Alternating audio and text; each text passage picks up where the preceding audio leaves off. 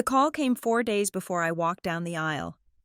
My father didn't ask about the seating chart or the weather. He simply told me that my honeymoon was over. "We need you to watch your sister's kids," he said, his voice carrying that heavy, non-negotiable weight I had spent 33 years obeying. I looked at the tickets on my desk and felt the old, sickening lurch of duty colliding with the life I was finally trying to call my own. The spreadsheet on my laptop screen was a grid of terrifying precision. Row 42. Column B listed the final headcount for the caterer. Row 50. Column C detailed the exact time the florist needed access to the freight elevator. I had spent the last 8 months turning my wedding into a series of manageable, executable tasks because that was how I survived life. If you could put it in a cell, you could control it. If you could control it, it could not hurt you. It was 4 days before the ceremony. The air in our apartment felt thin, charged with the static of unfinished business. Outside, the Chicago autumn was turning crisp, the kind of weather that usually made me want to buy notebooks and start fresh. But inside, I was vibrating with a frequency that felt less like excitement and more like a low-grade fever. Graham walked into the room, holding 2 mugs of coffee. He set one down on the coaster beside my mouse hand, careful not to disturb the ecosystem of receipts and contracts I had built. He was a steady man. That was the word everyone used for him, and for a long time. I thought it sounded boring. Now, after 3 decades of living in the whirlwind of the Kelly family, steadiness felt like oxygen. "You are vibrating," he said, his voice low. "I am not vibrating." I said, "I am organizing. There is a difference." He pulled a chair over and sat backwards on it, resting his chin on his arms. He watched me type an email to the DJ about the do not play list. When my phone buzzed on the table, a long, aggressive vibration against the wood, my hand jerked so hard I knocked a pen onto the floor. Graham did not move to pick it up. He just looked at my hand, which was currently hovering over the phone like it was a bomb I had to defuse. "That is your dad," Graham said. "It wasn't a question. It is just pre-wedding stress." I lied. I picked up the phone, forcing a smile that no one could see. My heart was hammering a frantic rhythm against my ribs, the old, familiar percussion of being summoned. "Hello, Dad, Violet." My father's voice boomed. It was too loud, too cheerful. It was the voice he used when he was selling something, or when he was about to ask for something that would cost me money. "How is the blushing bride?" "I am fine, Dad. Just finalizing the vendor meals." Good," he said. "Listen, your mother and I were looking at the calendar." My stomach dropped. There was no reason for them to be looking at the calendar. Their only job was to show up, wear the clothes I had paid for, and smile for the photographer. "We need to make a little adjustment to the schedule," he said. I gripped the phone tighter. "The wedding is in 96 hours. Dad, the schedule is set. The printer has the programs. Not the wedding," he said, and his tone shifted. The cheer evaporated, replaced by the flat, factual cadence of a man who expects to be obeyed. "The week after, we need you to cancel the honeymoon." I stopped breathing. The cursor on my screen blinked. A steady, indifferent pulse. "Excuse me, Kara needs help," he said. Kara was my older sister. Kara was 36 years old. Kara had 2 children, a chaotic ex-husband, and a life that resembled a car crash happening in slow motion. Kara was the hurricane. I was the cleanup crew. That was the dynamic. It had been the dynamic since I was 6 and she was 9, and I took the blame for a broken vase so she wouldn't scream. Her childcare fell apart. My father continued, breezing past my silence. "The nanny quit, or got fired? I don't know. It doesn't matter. She has to work, and she has these court dates coming up for the custody modification. She needs someone to watch the boys for 2 weeks. I closed my eyes. "Dad, I am getting married on Saturday. Graham and I leave for Italy on Monday morning." I know, he said, sounding impatient, as if I were pointing out something trivial, like a stain on a rug. "But this is family. Violet, you know the situation with Kara's ex. If she doesn't have stable care..." He is going to use it against her. We need you to step in. I looked at Graham. He was watching me, his blue eyes dark with concern. He could hear the tinny distortion of my father's voice, but he couldn't hear the words. He just saw me shrinking. "Dad," I said, trying to keep my voice even, "I cannot cancel my honeymoon. We have paid for everything. It is non-refundable." "Money comes and goes. Violet," he said, his voice hardening. "Family is forever. Look, it is a simple swap. You cancel the trip. You stay at Kara's house for 2 weeks. You get the boys to school and back. Graham can go back to work. You can take your little trip later. Maybe in the summer." I felt a sudden, sharp spike of absurdity. "You want me to send my husband back to work the day after our wedding so I can move into Kara's house? You don't have kids, Violet," he said. "You don't get it. When you are a parent, you realize that vacations are luxuries. Survival is mandatory. We are in a bind here." I took a breath. It was a shaky, ragged thing. "I will pay for a service," I said, "what I will pay for a nanny service, a vetted one. I will put it on my credit card. I will find someone professional to watch the boys for 2 weeks. "No," he said immediately. "Why not?" "We can't have strangers in the house right now," he said. "Not with the legal stuff, not with the way the house looks." "Then you do it," I said. I was sweating now. "Why can't you and Mom take them? You are retired. Your mother is not well," he snapped. "You know her blood pressure is up. She cannot handle 2 active boys for 14 days. And I have things. I have appointments. I had a honeymoon. I had a husband I wanted to be alone with for the first time in 3 years without my phone buzzing every hour." "Dad," I said, and my voice trembled, betraying me. "I can't do this. I have waited 3 years for this trip. We have waited, Violet. Listen to me." He dropped his voice to a low growl. "Don't be selfish. You have always been the good one, the reliable one. Don't start acting like a stranger now. Kara is drowning. Are you going to let her drown because you want to eat pasta in Rome?" I didn't answer. The silence stretched, heavy and suffocating. "I knew you would understand," he said, reclaiming the narrative before I had even agreed. "I will tell Kara to drop the keys off at the rehearsal dinner." He hung up. I sat there, holding the phone against my ear, listening to the deadline. The silence of the apartment felt different now. It wasn't peaceful. It was the silence of a trap snapping shut. Violet Graham asked. I lowered the phone and placed it face down on the table, as if hiding the screen would hide the conversation. "He wants us to cancel Italy," I said. My voice sounded hollow, like it was coming from someone else, to watch Kara's kids.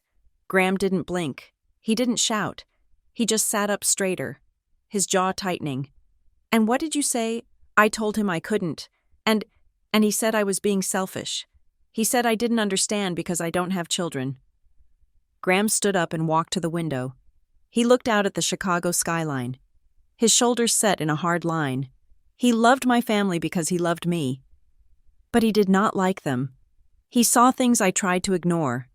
He saw the way I apologized for things I hadn't done. He saw the way I wrote checks to cover temporary shortfalls that never got repaid. "We are not canceling," Graham said, without turning around. "I know," I said. I rubbed my temples. I need to find them another solution. If I can find a sitter they approve of, or maybe if I pay Kara directly so she can take time off work. "Violet," Graham turned to face me. "Why is it your job to solve this?" "Because they are my family," I said, the automatic response firing before I could think. "Because if I don't, it falls apart. Let it fall," Graham said softly. "I can't." I picked up the phone again. My hands were shaking. I hated that he saw my hands shaking. "I need to call Kara. Maybe she doesn't know Dad asked me this. Maybe she thinks I volunteered. Dad exaggerates." I dialed my sister's number. She answered on the second ring, and I could hear the chaos in the background, the television blaring cartoons, a dog barking, the clatter of dishes. "Hey, Vi," she said. Her voice was breathless, high-pitched. "I am so glad you called. I was just looking for that blue dress, the one you said I should wear for the rehearsal." I can't find it anywhere. Kara, I said, cutting through the noise. Dad just called me. There was a pause, a beat of silence that lasted just a second too long. Oh, what did he want? He told me I have to cancel my honeymoon to watch your kids. Another pause, then a sigh. Yeah, I know. I am so sorry. Vi, it is just a nightmare over here. The nanny just walked out. Literally walked out. I have these depositions next week, and Mark, her ex, is looking for any excuse to say I am unstable. Why didn't you call me? I asked. Why did Dad call? I didn't want to stress you out, she said, sounding offended. I told Mom and Dad I didn't know what to do, and they said they would handle it. Kara, I said, I cannot cancel my honeymoon. What? Her voice dropped. But Mom said you already agreed. I gripped the edge of the table. I never agreed. He just called me 5 minutes ago. Well, that is weird, she said, her voice taking on a defensive edge. Because Aunt Linda just texted me and said it was so sweet of you to step up. She said you guys were going to do the trip next year instead. My blood ran cold. Next year, they had already moved the timeline. They had already told the audience how the play was going to end. I didn't agree to anything. Kara, I said, trying to keep the panic out of my throat. I offered to pay for a service. I can get you a nanny from the agency we used for the wedding childcare. I can't have a stranger here. Vi, you know that. Why I asked. Why is everyone saying that? Because it is complicated. She sounded frantic now. I just need family. I need someone who isn't going to judge the mess or... Look, are you really going to do this? Are you really going to leave me hanging right before the court date? I am getting married. Kara, I know, and I'm happy for you. But you have the rest of your life to be married. I am trying not to lose my kids here. The guilt hit me like a physical blow. It was a precise, surgical strike. They knew exactly where to hit. They knew that my greatest fear was being the reason someone else suffered. I have to go, Kara said, abruptly shifting gears. The baby is crying. Just talk to Dad. Okay, don't be difficult. We really need you. She hung up before I could respond. I sat there, staring at the phone. Don't be difficult. That was the family motto. That was the inscription on the Kelly crest. Violet. She wasn't difficult. Graham walked over and gently pried the phone from my fingers. He set it down on the table, face down again. They are lying to you, he said. I know, I whispered. They told your aunt you agreed. That means they planned this days ago. They waited until the last minute to corner you so you wouldn't have time to fight back. I know. So what are you going to do? I stood up. I walked to the kitchen and poured the coffee down the sink. My stomach was churning too much for caffeine. I am going to find a solution. I said, there has to be a way to make everyone happy. Graham didn't say anything. He just watched me. Sadness in his eyes. 2 hours later, my phone rang again. It wasn't a family member this time. It was the florist. Hi, Violet, the coordinator said. I am just calling to confirm the final payment. We noticed the check for the centerpieces hasn't cleared yet. I frowned. I sent that check last week. I know. But the bank returned it. Insufficient funds. Ice water flooded my veins. That was impossible. I had transferred $5,000 into that account specifically for the florist and the photographer. I logged into my banking app, my fingers fumbling with the password. When the screen loaded, I stared at the balance. It was $42. I scrolled down the transaction history. There was a transfer, dated yesterday. Transfer to joint family share. I stopped breathing. The joint family share. It was an old account, one my parents had set up when I was in college to transfer rent money. I hadn't used it in 10 years. But my name was still on it, and apparently, my mother still had access to move money out of my personal checking if the accounts were linked at the same bank. I called my mother. She answered on the first ring, sounding breathless. Violet. I was just about to call you. Did you see the email about the rehearsal dinner seating Mom? I said, my voice shaking with a rage I had never allowed myself to feel before. Where is the money for the florist? Oh, that, she said, her tone breezy. I moved it. You what? I moved it to the family account. It is just easier for tracking. Honey, with all the expenses coming in for the wedding and other things, I thought it would be better to have everything in one pot, so we can see what is going out. Mom, that was my money.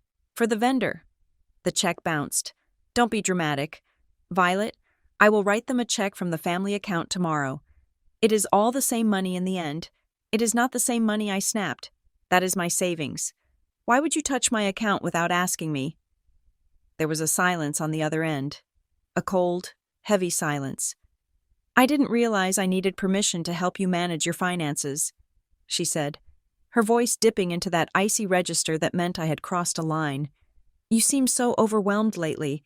I was trying to take something off your plate. You caused a check to bounce. Mom, I will fix it, she said.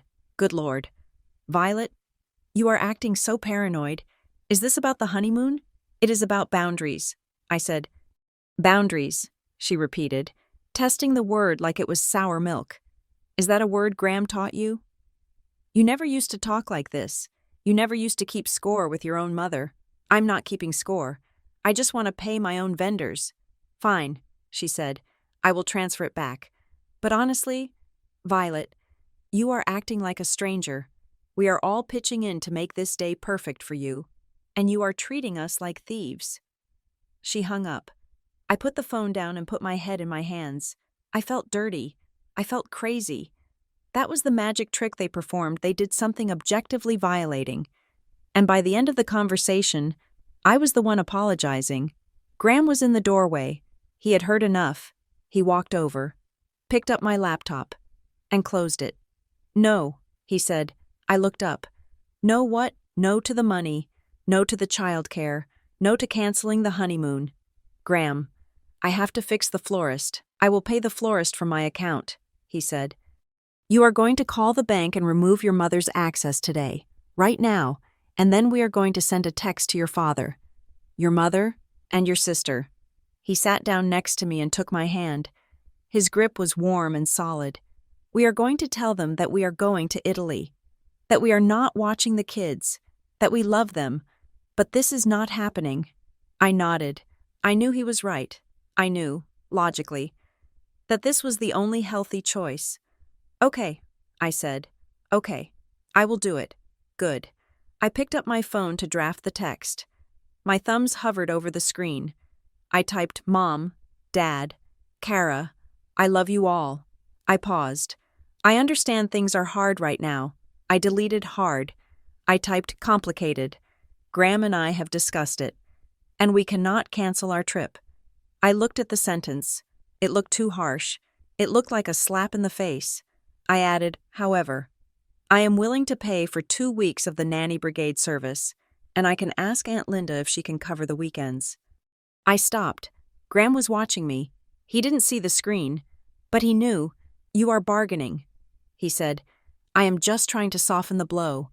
I whispered, there is no blow. Violet, it is a boundary. A boundary is not a weapon. It is a fence. You are just building a fence. I deleted the part about paying for the nanny. I stared at the blinking cursor. We cannot cancel our trip. It felt like a declaration of war. I looked at the date on the top of the phone. 4 days. I saved the draft. I didn't send it. Not yet. I just need to think about the wording. I said to Graham, I will send it in an hour. He looked at me, and I saw the disappointment flicker in his eyes before he masked it with patience. Take your time, he said. But Violet, yeah. If you don't send it, they have already won. He stood up and went to the kitchen to start dinner. I sat alone in the living room, the draft open on my phone, glowing in the gathering dusk. Outside, the city was turning on its lights. Millions of people going about their lives, making choices, drawing lines. I looked at the text. We cannot cancel our trip. I added a comma. We cannot cancel our trip. But let's talk about other options. I stared at the screen, hating myself, and closed the phone. I would send it later. I just needed to find a way to say no that sounded like yes. I had been doing it for 33 years. Surely, I could do it one last time, but deep down, in the pit of my stomach where the anxiety coiled like a snake, I knew that this time was different. This time, yes, would cost me everything, and no might cost me my family. The phone buzzed again. Incoming call, Dad. I let it ring. 1, 2, 3, 4. The silence after it stopped was the loudest sound in the world. I chose the coffee shop on the corner of 4th and Main for 3 specific reasons. First, it was geographically equidistant between my office and my parents' house, a geometric compromise that usually appealed to my father's sense of fairness. Second, the acoustics were terrible. The espresso machine shrieked like a dying train every 30 seconds, which made shouting difficult. And third, it was public. My father, Gerald Kelly, was a man who believed deeply in the performance of the respectable patriarch. He would never cause a scene where the neighbors might see. I arrived 10 minutes early. I ordered a black coffee, found a small table near the window, and waited. I watched the pedestrians outside. People with coats pulled tight against the wind. People who presumably did not have to negotiate the right to go on their own honeymoon. My father arrived at 2 o'clock exactly. He wore his navy windbreaker and the khakis he reserved for golfing or bank appointments. He looked like the picture of a retired American success story, steady, silver-haired, confident. He did not look like a man in crisis, which made the pit in my stomach churn harder. He bought a scone and a tea, sat down opposite me, and didn't waste time with small talk. He placed a manila folder on the table between us. "It is good you could make time. Violet," he said, smoothing his napkin on his lap. "I know things are hectic with the wedding. I am working." "Dad," I said, keeping my hands wrapped around my mug to hide the tremor. "I have a deadline at 4. He nodded dismissively, as if my career were a cute hobby I indulged in between family obligations. "We will be quick." I printed out the schedule so we are all on the same page. He opened the folder. Inside was a printed Google Calendar for the month of October. The days following my wedding, the days I was supposed to be in Positano drinking wine and looking at the sea, were blocked out in thick, red marker. Kara/boys, Violet. The blocks read. I stared at the red ink. It looked violent against the white paper. "Dad," I said, keeping my voice low. "We talked about this on the phone. I cannot do this." He tapped the paper with a thick finger. "Look at the logistics. Violet, Kara has the deposition on Tuesday the 14th.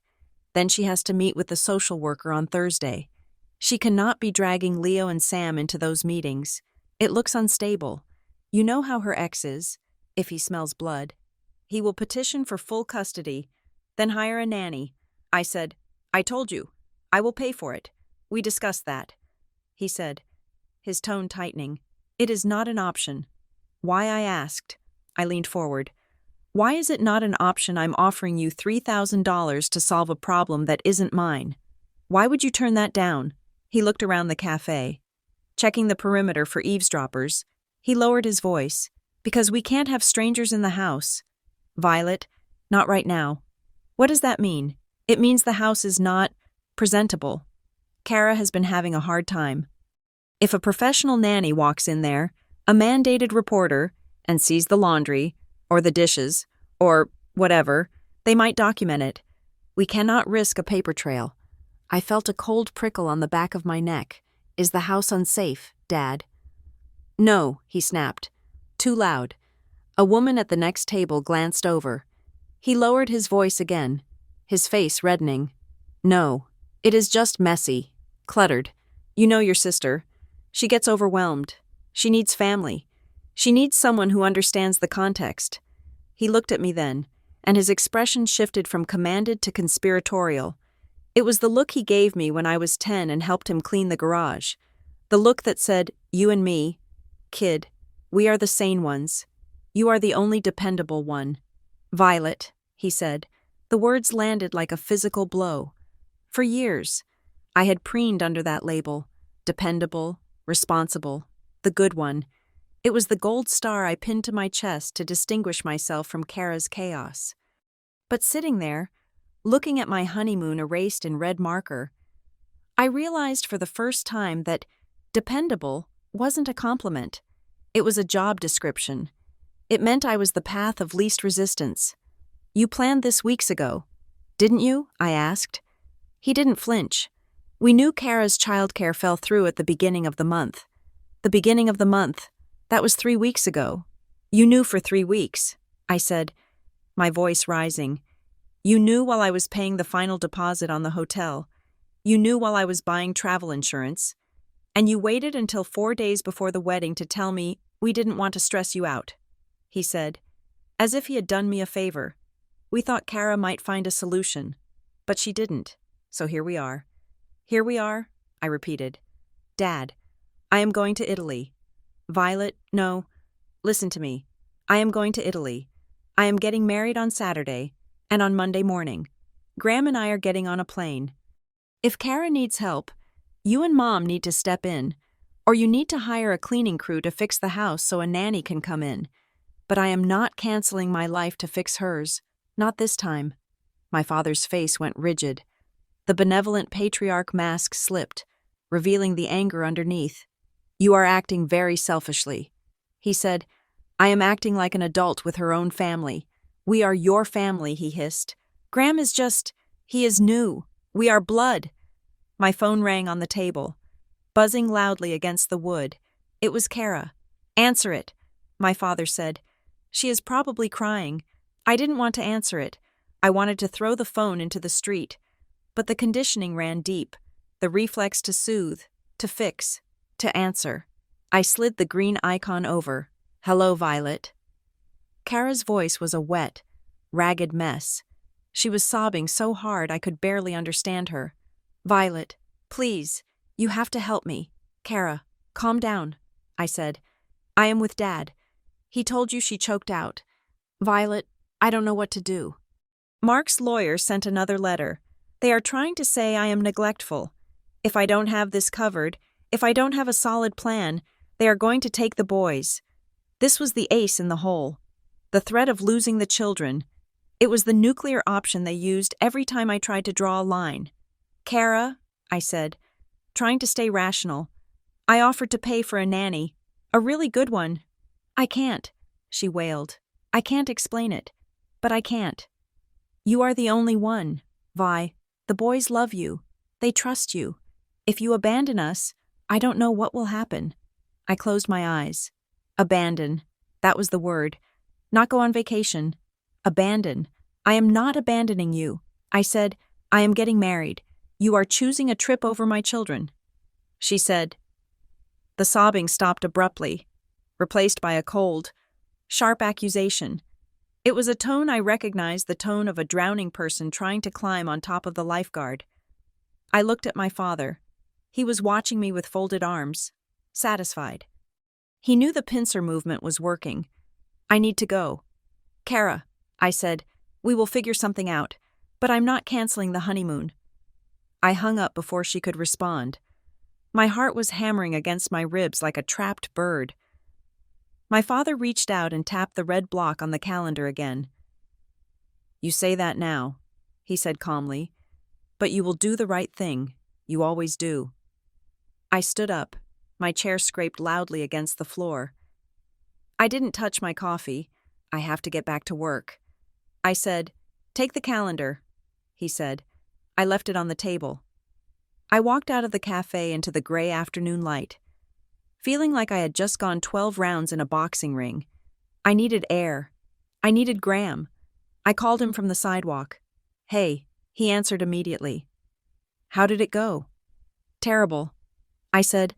I started walking, fast, putting distance between myself and the cafe. He had a calendar. Graham. He had it printed out. They knew weeks ago. I am sorry.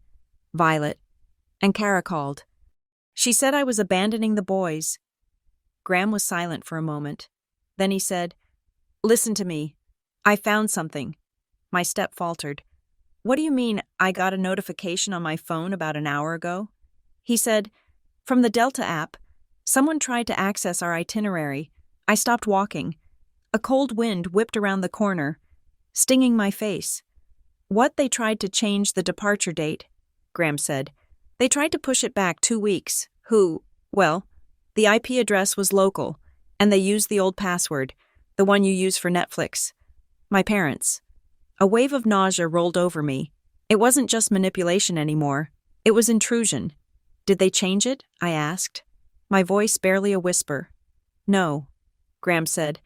Two-factor authentication stopped them. The code went to my phone, not yours. That is how I knew. But Violet? They called the hotel. The hotel in Positano. Yeah, I called the concierge to confirm our transfer. He told me that a Mrs. Kelly had called earlier to ask about the cancellation policy and if the deposit could be applied to a future date. I leaned against the brick wall of a building, feeling the rough texture against my coat. My mother had called a hotel in Italy, pretending to be me, to cancel my honeymoon. I feel sick. I said, I changed the passwords. Graham said, all of them. The airline, the hotel, the bank. I removed your parents from the emergency contact list on the travel docs. I closed my eyes. I felt a profound, burning shame. I was 33 years old. I was a senior project manager. I managed budgets of $2 million. And yet, I had left the keys to my life in the hands of people who viewed me as property. I forgot. I whispered. I forgot they had the logins. We shared everything when I was in grad school. I never changed them. It is not your fault, Graham said firmly. Normal parents don't use old passwords to sabotage their daughter's wedding. This is not on you. It feels like it is on me. Come home, he said. We need to lock this down. When I got back to the apartment, the atmosphere had shifted. It was no longer a wedding prep zone. It was a war room. Graham had his laptop open. He had a list written on a legal pad. Okay, he said as I walked in. I need you to think. What else do they have access to? I sat down. Still in my coat. My email. Checked it. He said, You are still on the family plan for the phone carrier. Right? Yes. We need to move you to my plan. Today, if they control your number, they can intercept two-factor codes. I nodded, feeling numb. The logistics of untangling my life felt overwhelming. Every shared account, every password, every convenience I had allowed to persist was now a vulnerability. We spent the next 2 hours changing everything. I created new passwords that were strings of nonsense characters, XJ9MP $2 codes that had no connection to birthdays or pet names. With every password I changed, I felt a strange mix of relief and grief. I was severing the digital umbilical cord. I was making myself a stranger to them. Around 6 o'clock. My phone lit up with a text from my mother. I can't believe you are doing this. Kara is hysterical. You are punishing the children because you are too proud to admit you made a mistake. I stared at the screen. Punishing the children. I showed it to Graham. Don't reply. He said, I have to. I said, I can't let them say I am hurting the boys. Violet, if you reply, you are engaging. They want you to engage. I typed, I am not punishing anyone. I offered a solution. You refused it. The response was immediate. Your solution involves strangers. We do not do that. You are family. Act like it. I put the phone down. I needed to see the boys. I needed to see for myself that they were okay. That my sister hadn't actually collapsed into a heap on the floor. I initiated a FaceTime call to Kara. She didn't answer. I tried again, on the third try. The video connected, but it wasn't Kara. It was Leo, my 7-year-old nephew. The camera was angled up his nose. Shaking slightly, Auntie Vi, he screamed, Hi, buddy, I said, forcing my voice to be bright. I felt tears prick my eyes.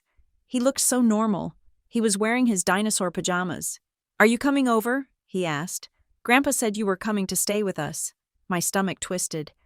They had already told him, not right now. Leo, I said, I'm getting ready for the wedding. Remember, I'm going to be a bride. I know, he said. And then you are going to sleep in my room.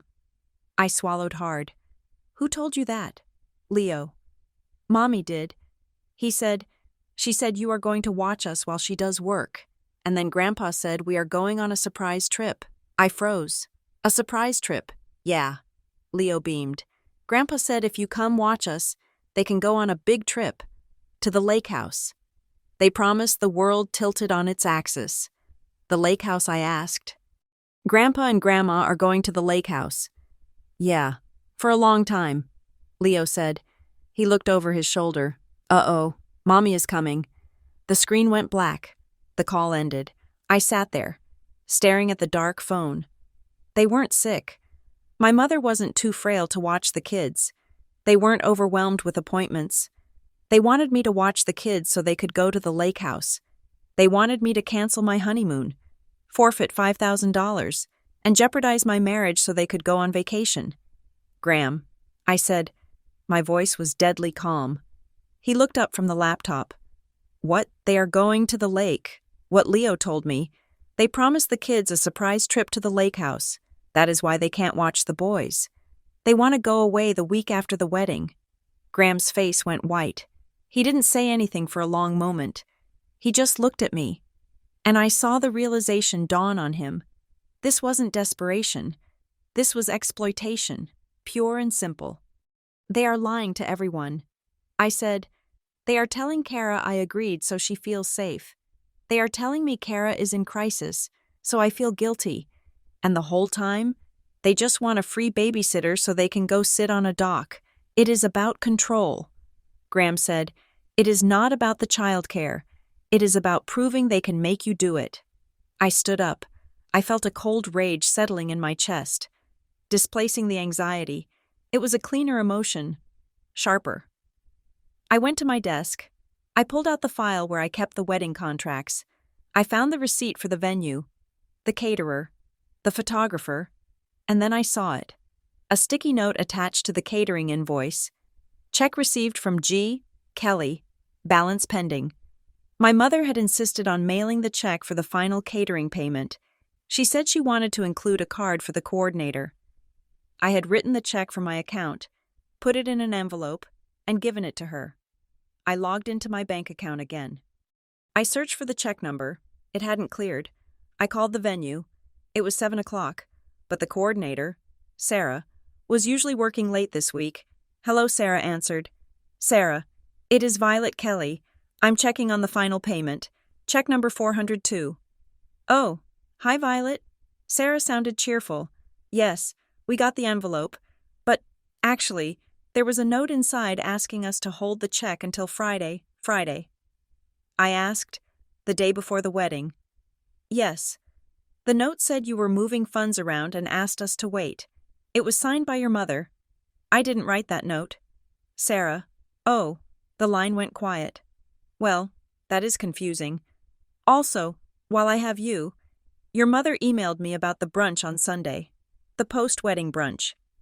We canceled that. We decided to just do coffee at the hotel. Right, that is what I thought, Sarah said. But she sent a request to reinstate it, for 50 people. And she asked if we could redirect the leftover food from the reception to pack up for a family gathering the next week. I closed my eyes. They were planning a party. They were planning a party with my food, at my expense, while I was supposed to be babysitting. Sarah, I said, listen to me very carefully. Do not cash that check. I am going to bring you a certified bank draft tomorrow morning. And do not accept any changes from anyone named Kelly other than me. No brunch, no leftovers, nothing. Understood, Sarah said. Her voice was serious now. She sensed the tremor in mine. I hung up. I turned to Graham. They are trying to steal the wedding. I said, they are trying to steal the food. They are trying to steal my money. Graham closed his laptop. He walked over to me and put his hands on my shoulders. You need legal advice, he said. I don't need a lawyer for my parents. Graham, that is crazy. Is it? He asked. They are accessing your accounts. They are impersonating you to vendors. They are intercepting payments. Violet, this isn't family drama anymore. This is fraud. I looked at him. I wanted to deny it. I wanted to say he was overreacting, but the evidence was piling up like snow against a door. The passwords, the family account, the bouncing checks, the lies about the lake house, the unauthorized changes to the venue. And then there was the urgency. Why the sudden push to route everything through the family account? Why the bouncing check for the florist? Why did they need me to be the childcare specifically so they could leave town? Money. They were broke. The realization hit me with the force of a physical slap. They weren't just controlling, they were desperate. They had drained their money, and now they were trying to drain mine. The wedding wasn't a celebration to them, it was a liquidity event. I need to see someone. I said, I know a guy. Graham said. He is a contract lawyer, but he does general family practice. He is discreet. Call him. I said. Graham made the call. He spoke in low tones. Pacing the living room, I stood by the window. Looking out at the city lights, I felt like a stranger in my own life. The parents I thought I had flawed. Pushy, but loving did not exist. In their place were two people who viewed me as a resource to be harvested. Graham hung up. He can see us tomorrow at 10. He said to bring everything. Bank statements, emails, the calendar. I nodded. I went to the bedroom and pulled out my suitcase. I started packing for Italy. I folded my sundresses, my swimsuits, the white linen pants I had bought specifically for the Amalfi Coast. I packed with a mechanical precision. My phone buzzed again. Incoming call, Mom. I looked at it. I didn't feel the urge to answer this time. I felt a cold, hard resolve. I turned the phone over. I am going to Italy, I said to the empty room. But first, I was going to the lawyer, and I was going to find out exactly how deep the rot went, because if they were willing to steal my honeymoon, I had a terrible feeling they had already tried to steal much more. The law office of Mr. Elias Thorne was located in a strip mall 3 towns over, squeezed between a dry cleaner and a dentist. It smelled faintly of starch and fluoride, a sensory combination that made me want to grind my teeth. Graham had found him through a colleague who specialized in messy divorces. Thorne was not a high-priced corporate shark.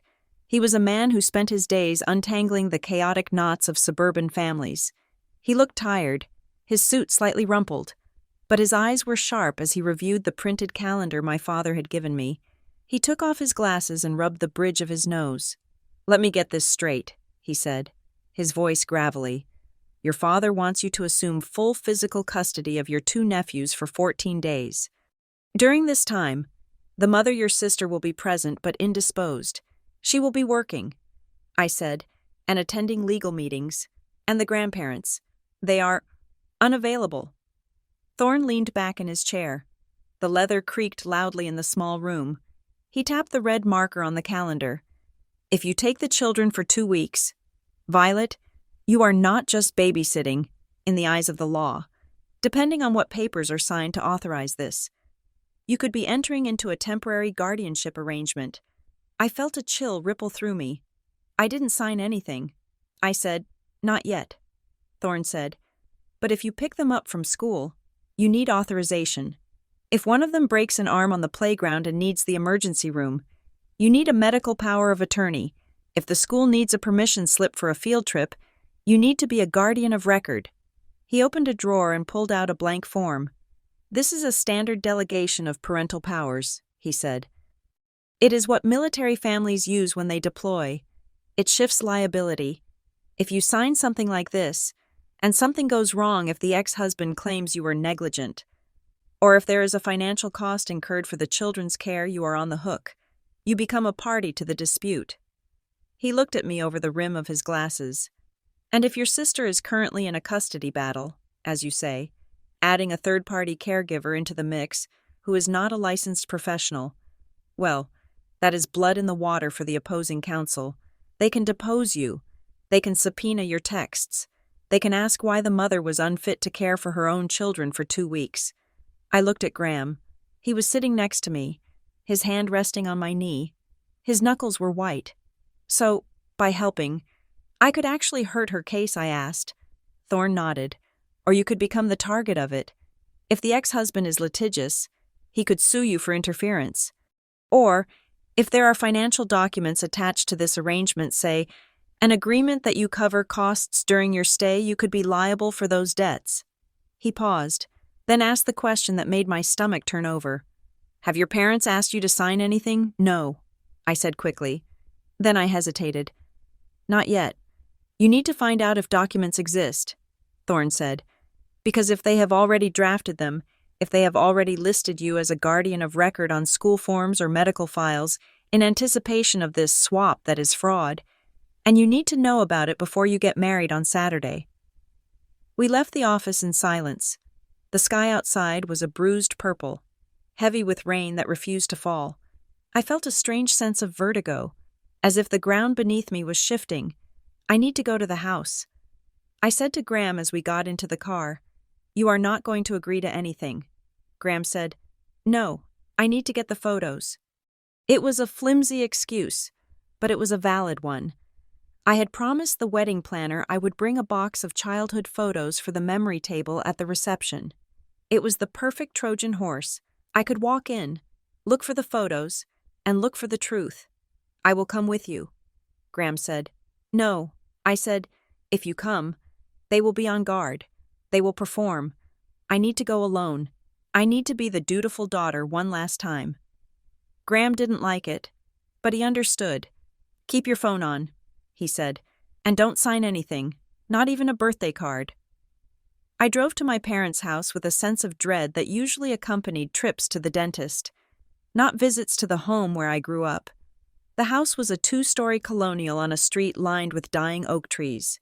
It looked exactly as it had for 30 years, imposing, respectable, and slightly closed off from the world. My mother's car was in the driveway. My father's truck was gone. That was good. My father was the enforcer. My mother was the architect. It was easier to look through drawers when the enforcer was out. I let myself in with my key. The house smelled of lemon pledge and potpourri, a scent that masked the underlying odor of old dust. "Mom!" I called out, "Violet." Her voice came from the kitchen. "I wasn't expecting you." I walked into the kitchen. She was standing at the counter, chopping vegetables with a frantic energy. She looked tired. Her hair, usually perfectly coiffed, was pulled back in a loose clip. "I just came to grab the photos for the wedding." I said, "For the display table." "Oh, right," she said, wiping her hands on a towel. "The photos, they are in the den, in the bottom drawer of the built-in." She didn't move to help me. She seemed distracted, her eyes darting to the pile of mail on the counter. "How are you doing?" I asked, testing the waters. "Fine," she said tightly. "Just busy. Your father is at the hardware store. Kara is struggling." I didn't take the bait. I didn't ask about Kara. I turned and walked into the den. The room was dark, the curtains drawn. I walked to the built-in cabinets that lined the far wall. I knelt down and opened the bottom drawer. It was filled with photo albums, loose snapshots, and old report cards. I started shifting them, looking for the box of framed pictures we had selected months ago. As I moved a stack of National Geographic magazines, I saw a manila folder tucked into the back of the drawer. It wasn't an old, yellowed folder like the others. It was crisp, new, and labeled in my father's block handwriting.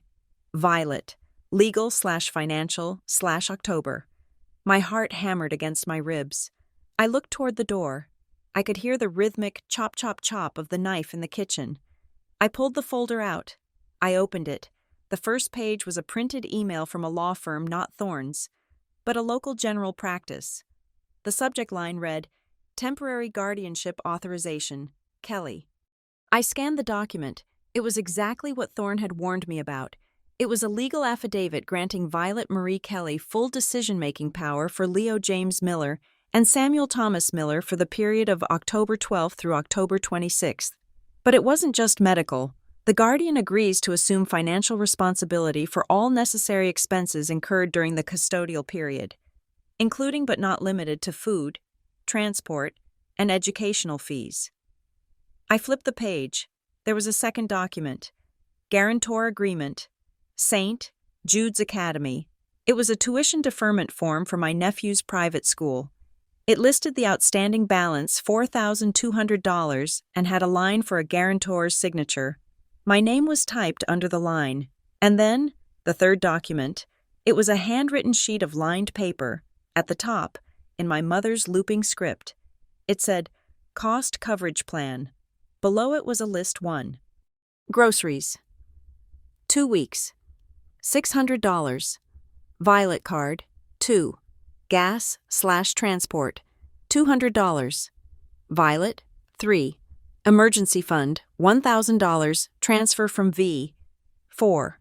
Wedding refund. Honeymoon, $5,000, apply to house arrears. I stopped breathing. Apply to house arrears. They weren't just asking me to babysit. They were planning to liquidate my honeymoon to pay their mortgage. They had done the math. They had a budget. They had spent my money before I had even agreed to give it to them. I looked closer at the handwritten note. In the margins, there was a different handwriting, sharp, jagged, blue ink. It was Kara's. Next to the emergency fund line, she had written check V's credit limit on the Chase card. It used to be $15,000. I felt sick, physically sick. The betrayal was so precise, so calculated. They hadn't just stumbled into a crisis. They had held a strategy meeting. They had audited my financial health to see how much they could extract. Violet. I jumped. My mother was standing in the doorway. She was wiping her hands on the towel, her face unreadable in the shadows. "What are you doing?" she asked. I stood up, holding the folder. I didn't try to hide it. I held it out like a weapon. "What is this?" "Mom." She looked at the folder, then at my face. She didn't look guilty. She looked annoyed, like I had caught her wrapping a present early. "It is nothing," she said. "Just contingency planning." Contingency planning. I opened the folder and pointed to the list. "You have a budget for my credit cards. You have a plan to use my honeymoon refund to pay your mortgage arrears." She walked into the room and snatched the folder from my hand. "You shouldn't be snooping." "Violet, I wasn't snooping. You sent me in here." "It is just in case," she hissed. Her voice dropped to a harsh whisper. "Look, your father and I are in a tight spot. The business didn't do well last year. The adjustable rate on the house, it went up. We are behind, just a few months. And Kara?" I asked, "Does she know you are planning to use me as a guarantor for the kids' tuition?" Kara is terrified. "Violet. She can't pay the school fees. If the boys get kicked out, Mark will use it to prove she can't provide stability. We are trying to save her. We are trying to save all of us." "By drowning me?" I asked. "Oh, stop it. You are not drowning. You are marrying a man with a good job. You have savings. You have no children. You can afford to help the family. It isn't about affording it. Mom, it is theft. You are planning to forge my signature." "We were going to ask you," she cried, her face flushing red. "We were going to sit you down after the wedding, once the stress was over, and explain it. We figured if you were already home watching the kids, you wouldn't mind helping out with the costs. It is what families do." I looked at the margins of the paper again, remembering Kara's note. "Check V's credit limit." "That isn't Mom's handwriting," I said. "That is Kara's." My mother pressed her lips together. "Kara helped us with the numbers," she admitted. "She knows your finances better than we do. You girls used to share everything." I felt a wave of cold fury. Kara knew my finances because I had helped her set up a budget app 3 years ago. I had logged in to show her how to categorize expenses. She had kept the password. She had been watching my accounts. I took a step back. "I need the photos," I said. My voice was trembling, but I forced it to be steady. "Violet, please." My mother reached out, grabbing my arm. Her grip was surprisingly strong. "Don't tell Graham. He won't understand.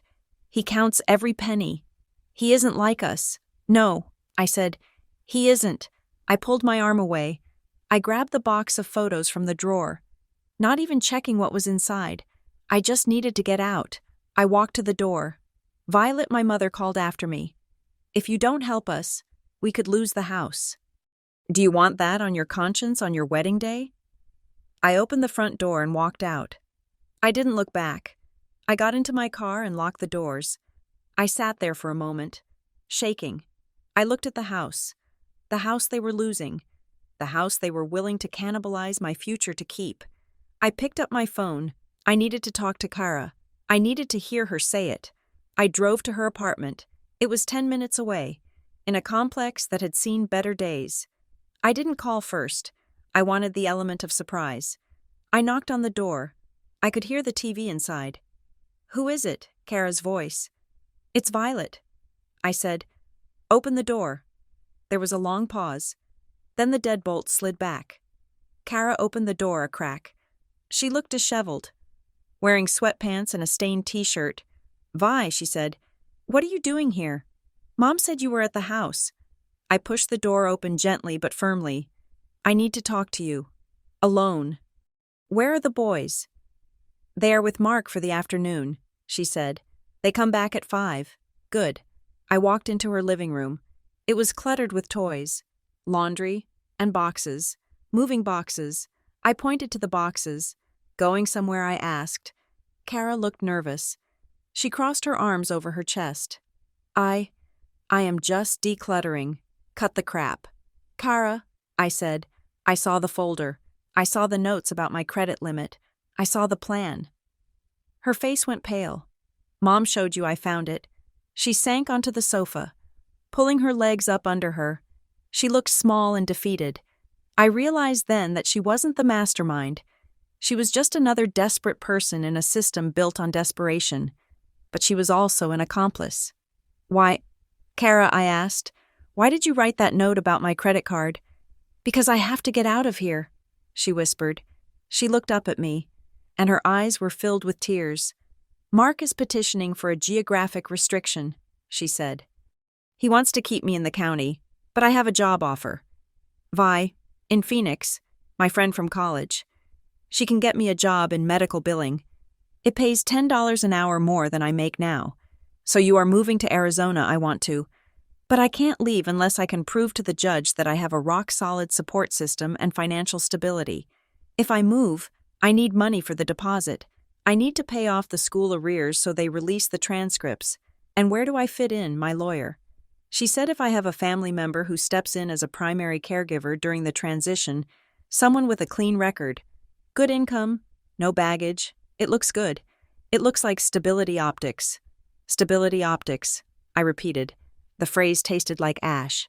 "If you watch the boys for 2 weeks," Kara said, leaning forward, her voice gaining speed, "I could go to Phoenix, secure the apartment, start the job, and come back for the final hearing.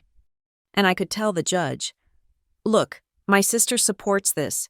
My family is a unit, but if I hire a nanny, it looks like I'm dumping them.' So you were going to use me as a prop," I said. "You were going to let me cancel my honeymoon, forfeit $5,000, and take on legal liability for your kids, just so you could look good for a judge. It wasn't just for looks," she cried. "It was for our survival, Violet. You have everything. You have the perfect fiancé, the perfect job, the perfect life. You have never struggled." "Not really." I stared at her. Never struggled. I had been paying their bills since I was 22. I had been mediating their fight since I was 12. I didn't struggle because I was careful. I said quietly, "And now you are punishing me for it. I am not punishing you. I am asking for a lifeline." "You didn't ask, Kara. You schemed. You checked my credit limit." I walked to the door. I felt a profound exhaustion settling into my bones. "I am not doing it," I said. Kara stood up. "Violet, please, if you don't do this, I can't move. I will be stuck here. Stuck with Mark. Stuck in this apartment." "Then you are stuck," I said. "But you are not using my credit card to buy your ticket out." I left her crying in the living room. I didn't feel guilty this time. I felt a cold, hard clarity. I drove home to Graham. He was waiting for me with a glass of wine and a face full of worry. I told him everything.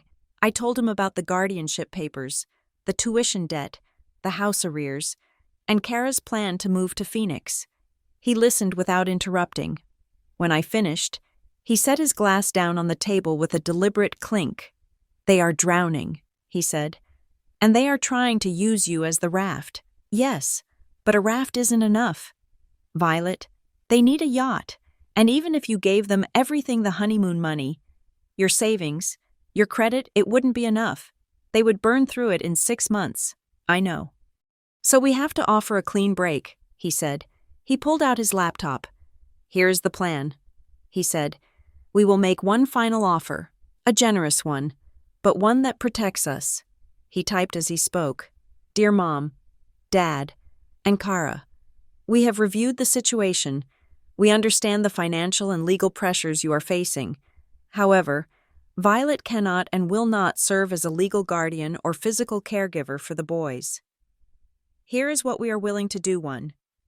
We will pay directly for 2 weeks of the Nanny Brigade service. This is a top-tier agency. The cost is $3,200. We will pay the agency directly. No cash will be transferred. 2. We will gift Kara $1,000 for her legal fees. This will be paid directly to her attorney. 3. This is a one-time wedding gift. We will not sign any guarantors, affidavits, or liability waivers. The honeymoon remains scheduled. We leave Monday. Graham Violet. It was more than fair. It was incredibly generous, considering they had just plotted to defraud me. Send it, I said. Graham hit send. We waited. 10 minutes passed. Then 20. My phone rang. It was my father. Speaker. Graham said. I put the phone on speaker. Dad, I got your email. My father said. His voice was low, trembling with a suppressed rage that was far scarier than his shouting. And I asked. It is insulting, he said. Insulting. I offered to pay over $4,000 to help you. You are treating your family like a charity case. Violet, sending us to a nanny agency, paying a lawyer directly. You don't trust us. No. I said, I found the folder. Dad, I know about the tuition. I know about the house arrears. There was a silence on the line. A heavy, breathing silence. We did what we had to do to protect this family, he said finally. If you were a loyal daughter, you would understand that. You would sign the papers. You would take the burden. I am not taking the burden, I said. I am offering a solution. Do you want the nanny or not? We don't want your money. Violet, he spat. We want your obedience. We want you to show up. We want you to prove that you are one of us. If you hire a stranger, you are telling the world that you are too good to wipe your nephew's nose. You are telling the world that your vacation matters more than your sister's life. It is not about the nose. Dad, it is about the fraud. It is about loyalty, he roared. And if you choose that trip over your blood, don't expect me to look happy walking you down that aisle. In fact, maybe you should think about whether you want me there at all. The threat hung in the air. The ultimate leverage. Do what we say, or we will ruin your wedding day. I looked at Graham. He shook his head slowly. That is your choice. Dad, I said, my voice shaking. The offer stands until tomorrow morning. After that, the money is gone. I hung up. I sat back on the couch, feeling drained. He admitted it. Graham said softly, It isn't about the money. They could have taken the $4,000. They refused it, because they want control. I said, They want me to bend. They want me to acknowledge that I belong to them, not to you, not to myself, and they want the narrative, Graham added. If you hire a nanny, you are the benevolent aunt. If you cancel your honeymoon and scrub floors, you are the martyr. They need a martyr. Martyrs don't ask questions about where the money went. I closed my eyes. I felt a grief so deep, it felt like physical pain. I was mourning them. I was mourning the parents I wanted, the sister I tried to save. They were gone. Maybe they had never been there. My phone buzzed again. I flinched. It wasn't family. It was Sarah, the venue coordinator. Hi, Sarah, I said, answering wearily. I told you. I will bring the check tomorrow. Oh, I know, Violet Sarah said. I wasn't calling about that. I wanted to double-check something because it seemed odd, given our conversation earlier. What is it? Well, I just got an email from a Mrs. Kelly, your mother. Presumably, she sent a revised head count for the post-wedding brunch.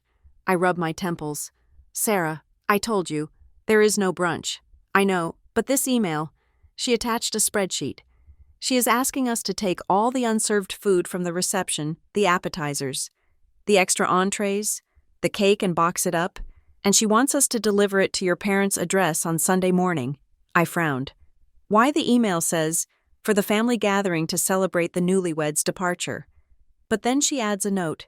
Please include extra heating trays as we are expecting 60 guests. I froze. 60 guests? Yes. And she asked if we could provide paper goods and plastic champagne flutes. I understood instantly. They weren't just stealing the food. They were throwing a party I wasn't invited to. A party that was happening while I was supposed to be at Kara's house, watching the kids. They were going to take my wedding food, my cake, my resources, and host a celebration at their house, probably to show off to the extended family, to pretend they were the gracious hosts, while hiding the fact that they were bankrupt and the newlyweds' departure. That was the cover story. They would tell everyone we left early for the airport. Violet, Sarah asked, "Are you there?" "I am here," I said. My voice was ice cold. "Sarah, listen to me. Under no circumstances are you to release any food to my parents. Not a single crumb. If there are leftovers, I want them donated to the shelter on 5th Street. I will sign the donation form when I get there." "Okay," Sarah said, sounding relieved. "I will note it in the file. Strictly no takeout for the family." And Sarah, "Yes, if my mother emails again, forward it to me. Don't reply. Just forward it. I will." I hung up. I looked at Graham. "They are throwing a party on Sunday," I said, "with our food. For 60 people. Graham stared at me. "While you are babysitting, yes. While I am feeding the family. They are going to be eating my cake and playing the rich, generous grandparents." Graham laughed. It was a dark, incredulous sound. "That is almost impressive," he said. "The sheer audacity." "It is done," I said. I stood up and walked to the window. The city looked different now. It looked sharper, cleaner. "I am done, Graham. I am not negotiating anymore. I am not explaining. I am not apologizing. What are you going to do?" "I am going to get married," I said, "and I'm going to make sure that when the dust settles, everyone knows exactly who they are." I turned back to him. "Call the lawyer back," I said. "I need him to draft a letter, a formal one, to your parents." "No," I said, "to the school, and to Kara's ex-husband's attorney." Graham's eyebrows shot up. "You are going to tell the ex I am going to put it on the record." I said, "I am going to state clearly that I am not the guardian, that I have not agreed to care for the children, and that any representation otherwise is false. If you do that," Graham said, "you are nuking Kara's case." "No," I said, "I am stopping her from using me as the warhead." I picked up the calendar my father had given me, the one with the red days. I walked to the trash can and dropped it in. It is time to rewrite the schedule. The email Graham and I drafted was a masterpiece of diplomacy. It was kind, it was generous, and it was firm. We hit send at 8 o'clock in the morning. 2 days before the rehearsal dinner, I stared at the screen, watching the progress bar complete its journey, and felt a strange cocktail of nausea and relief. It was done. I had offered to pay for professional care. I had offered to help with legal fees. I had drawn a line that protected my marriage while still offering a lifeline to my sister. In a normal family, this would have been the end of it. In a normal family, the response would have been gratitude, perhaps mixed with a little embarrassment that they had asked for so much in the first place. But the Kelly family was not normal. It was a closed system, pressurized by secrets and fueled by a currency of guilt that I had been paying into since I was 5 years old. The response came 3 hours later. It was not an email. It was a phone call from my father. I was at my desk at work, pretending to care about a project timeline for a client in healthcare. When his name flashed on the screen, I picked up. I didn't go to a conference room. I stayed right there in my cubicle, anchoring myself to the reality of my professional life, where people respected boundaries and contracts meant something. "Hello, Dad?" I said. "Did you write this?" he asked. His voice was dangerously quiet. "Graham and I wrote it together." I said, "I don't care about Graham." He said, "I am asking you, did you write this contract? Did you really send your mother and me a list of conditions? It isn't a contract. Dad, it is an offer. I am willing to pay $3,200 for a nanny service. That is a lot of money. It solves the problem." "It solves nothing," he snapped. The volume of his voice rose. cracking the facade of calm. You are missing the point. Violet, you are treating this like a business transaction. You are trying to buy your way out of your duty. I am not buying my way out, I said, keeping my voice steady, though my hand gripped the mouse so hard my knuckles turned white. I am offering a safe, reliable solution so I can get married and go on my honeymoon. Your honeymoon. He spat the word like it was a profanity. You are obsessed with this trip. You are choosing a week of luxury over the survival of your sister. You are choosing a hotel room over your own blood. I am choosing my husband, Dad, and I am choosing myself. There was a silence on the line. It was cold and heavy, the kind of silence that precedes a detonation. Well, you can choose yourself, he said, but choices have consequences. Violet, if you are going to embarrass this family, if you are going to leave your sister defenseless so you can go run around Italy, then you shouldn't expect me to stand up next to you and pretend I am proud. My heart stopped. What does that mean? It means, he said, his voice dropping to a flat, punitive register, that if you don't fix this, if you don't cancel that trip and come home to help Kara, I will not be walking you down the aisle on Saturday. The air left the room. I had imagined this moment since I was a little girl. I had imagined him in his tuxedo, squeezing my hand, walking me toward my future. It was the one piece of traditional wedding iconography I had truly wanted. You are threatening to boycott the ceremony, I asked, my voice trembling. I am saying that I cannot in good conscience present you to that church as a woman of character if you are abandoning your family. He said, it would be a lie. I won't be part of a lie. The irony was so sharp it almost cut my skin. He wouldn't be part of a lie. This, from the man who was hiding bankruptcy, who was complicit in identity theft, who was currently planning to feed 60 people with my stolen wedding catering. I understand. I said, you understand, he asked, sounding surprised. He had expected me to beg. He had expected the old Violet, the one who would do anything to avoid his disapproval, to collapse. I understand that you are using your presence as a bargaining chip. I said, I am using it as a lesson. He corrected. Family comes first, always. Call me when you have canceled the flight. He hung up. I sat there in the hum of the office, staring at a spreadsheet I could no longer read. I felt devastated. Yes, the grief was a physical weight in my chest, a crushing pressure that made it hard to expand my lungs. But beneath the grief, something else was happening, a subtle tectonic shift. For 33 years, I had believed that my father's approval was something I had to earn. I thought if I was good enough, quiet enough, helpful enough, I would finally secure it. But in that moment, listening to the dial tone, I realized the truth. His love wasn't a reward, it was a wage, and he only paid it when I was working for him. The moment I stopped working, the moment I tried to live my own life, he stopped paying. It wasn't love, it was leverage. I stood up. I walked to the bathroom, locked myself in a stall, and cried for exactly 5 minutes. Then I washed my face, reapplied my mascara, and went back to my desk. I sent a text to Graham. He said he won't walk me down the aisle unless I cancel. I am not canceling. Graham's reply came 10 seconds later. Then I will walk you. Or you can walk yourself. You are strong enough. I was strong enough. I just hadn't known it until they forced me to be. I left work early. When I got to my apartment building, I saw a familiar car double parked in front of the entrance. It was a beat-up sedan filled with empty coffee cups and car seats. Kara. She was standing by the intercom, frantically pressing my buzzer.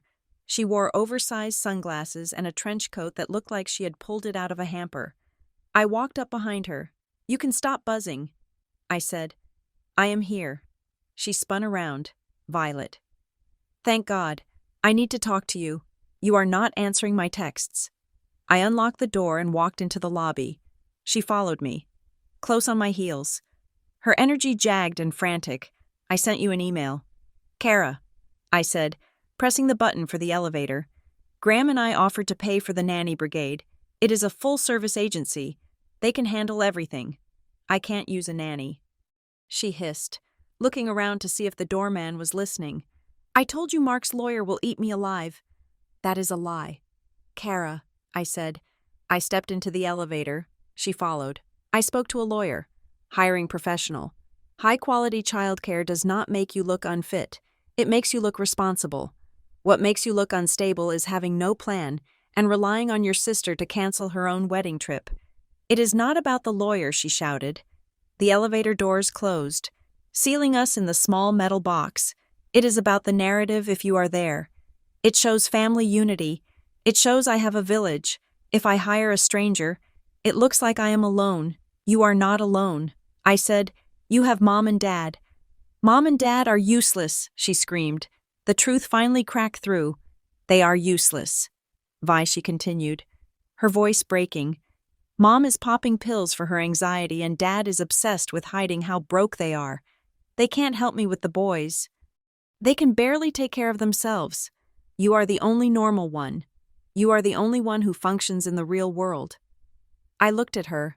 She looked terrifyingly fragile. Her makeup was smeared, and her hands were shaking. So you decided to drag me down with you, I asked softly. I am not dragging you down. She wept.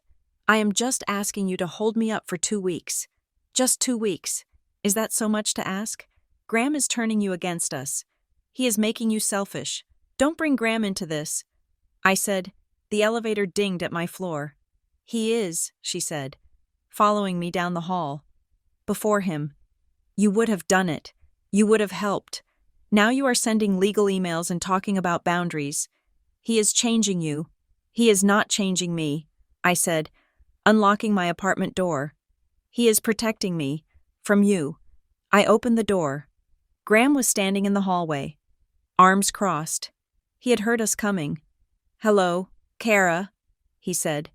His voice was calm, deep, and utterly immovable. Graham, tell her Kara pleaded. Stepping into the apartment uninvited. Tell her she can't do this. The boys. Leo is crying. He thinks Violet hates him. Graham stepped forward, blocking her path further into the room. Violet loves the boys, he said. That is why she offered to pay for professional care. But you are not here about the boys. Kara, you are here because you are losing control. I am losing my children, she shrieked. You are not losing your children because your sister goes on a honeymoon, Graham said. If you are in danger of losing custody, it is because of the choices you and your parents are making. You are trying to use Violet as a shield. It stops today. Kara looked at him, then at me. Her face twisted into a sneer. You think you are better than us, she said to me. You think because you married this suit, that you are safe, but you are a Kelly. Violet, you will always be a Kelly. And when he gets tired of you, you will come crawling back. And we won't be there. Get out, I said. She stared at me. I said, get out of my house. She turned and stormed out, slamming the door so hard the frame rattled. I stood there, trembling. Graham walked over and wrapped his arms around me. I buried my face in his chest, breathing in the scent of his detergent, the scent of safety. She is right, I whispered. I am a Kelly. You are Violet, he said firmly, and you are breaking the cycle. We spent the next hour locking down the logistics. It wasn't just about passwords anymore. It was about physical security. Graham called the venue coordinator again. He gave them a specific list of instructions, no changes to the guest list, no changes to the timeline, and absolutely no access to the microphone for toasts unless pre-approved. We need a point person, Graham said.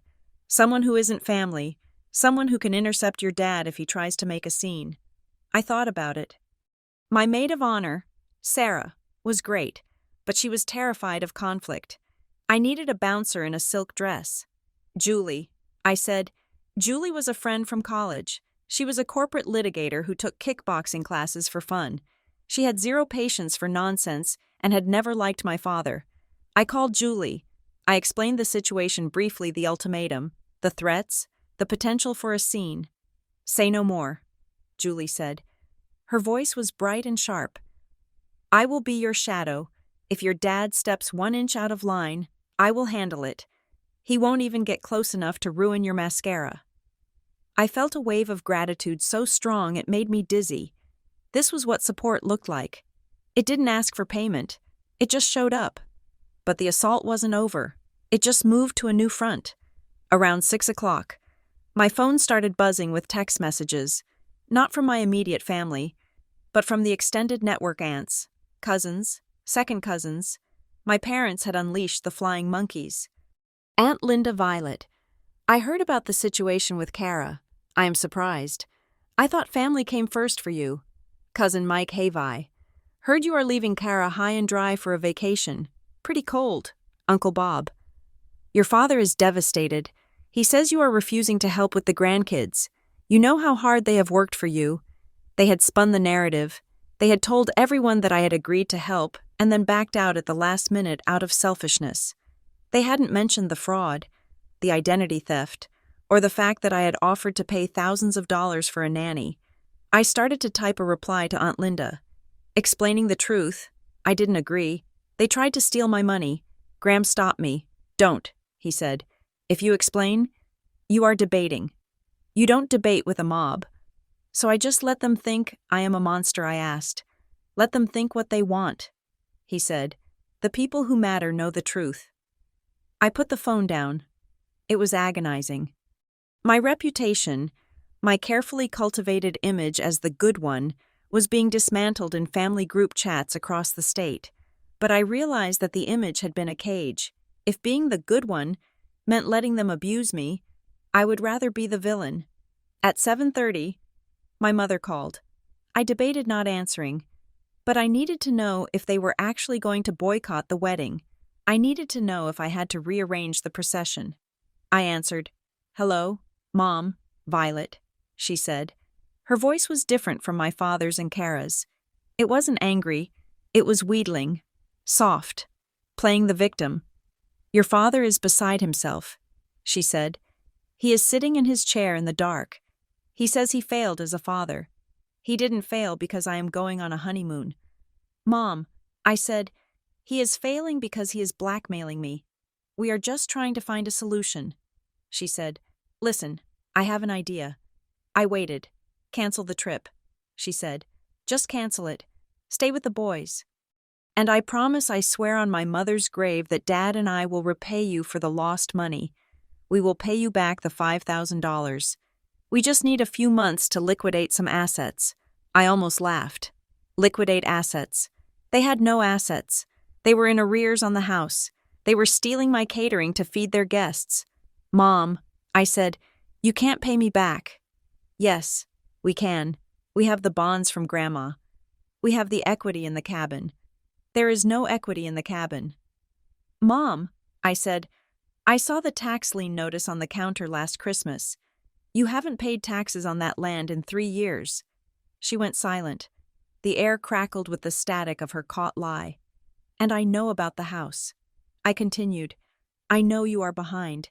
I know you were planning to use my honeymoon refund to pay the mortgage." "Who told you that?" she whispered. "I saw the folder. Mom, in the drawer. Cost coverage plan." She started to cry. It wasn't the frantic sobbing of Kara. It was the terrified weeping of a woman whose house of cards had finally collapsed. "We are just so tired. Violet," she sobbed. "We are drowning. Everything costs so much. The business. It never came back after the pandemic. We just borrowed a little here and there, thinking it would turn around, but it didn't. And now Kara is back. And she has no money, and the boys need things. So you decided to eat me." I said, "We didn't think of it like that. We just thought, you have so much. You are so lucky. I am not lucky. Mom, I work 60 hours a week. I save my money. I don't commit fraud." I took a breath. My hands were shaking, but my voice was clear. "I am not canceling the trip, and I am not accepting your IOU because it is worthless. But I am going to do one thing." What? She sniffled. "I am going to send you a document, a legal statement. It says that I am not responsible for the boys. It says that any signature using my name is invalid." "Violet, no. I have to—" "Mom, because you were going to forge my name on a school loan. I saw the papers. We weren't going to send them. It was just a draft." "I am sending the statement." I said, "And Mom, What if Dad doesn't want to walk me down the aisle? Tell him to stay home. I won't beg him. I hung up. I looked at Graham. We need the lawyer again. I said. We spent the next hour with Graham's friend, drafting a formal notice. It wasn't a lawsuit. It was a shield. It was a simple, declarative statement to whom it may concern. Violet Kelly does not hold legal guardianship, physical custody, or financial responsibility for Leo Miller or Samuel Miller. No authorization has been granted for school, medical, or financial decisions. Any documents purporting to carry Violet Kelly's signature regarding these minors are unauthorized and invalid. We emailed it to my parents and Kara. We also sent a copy to the admissions office at St.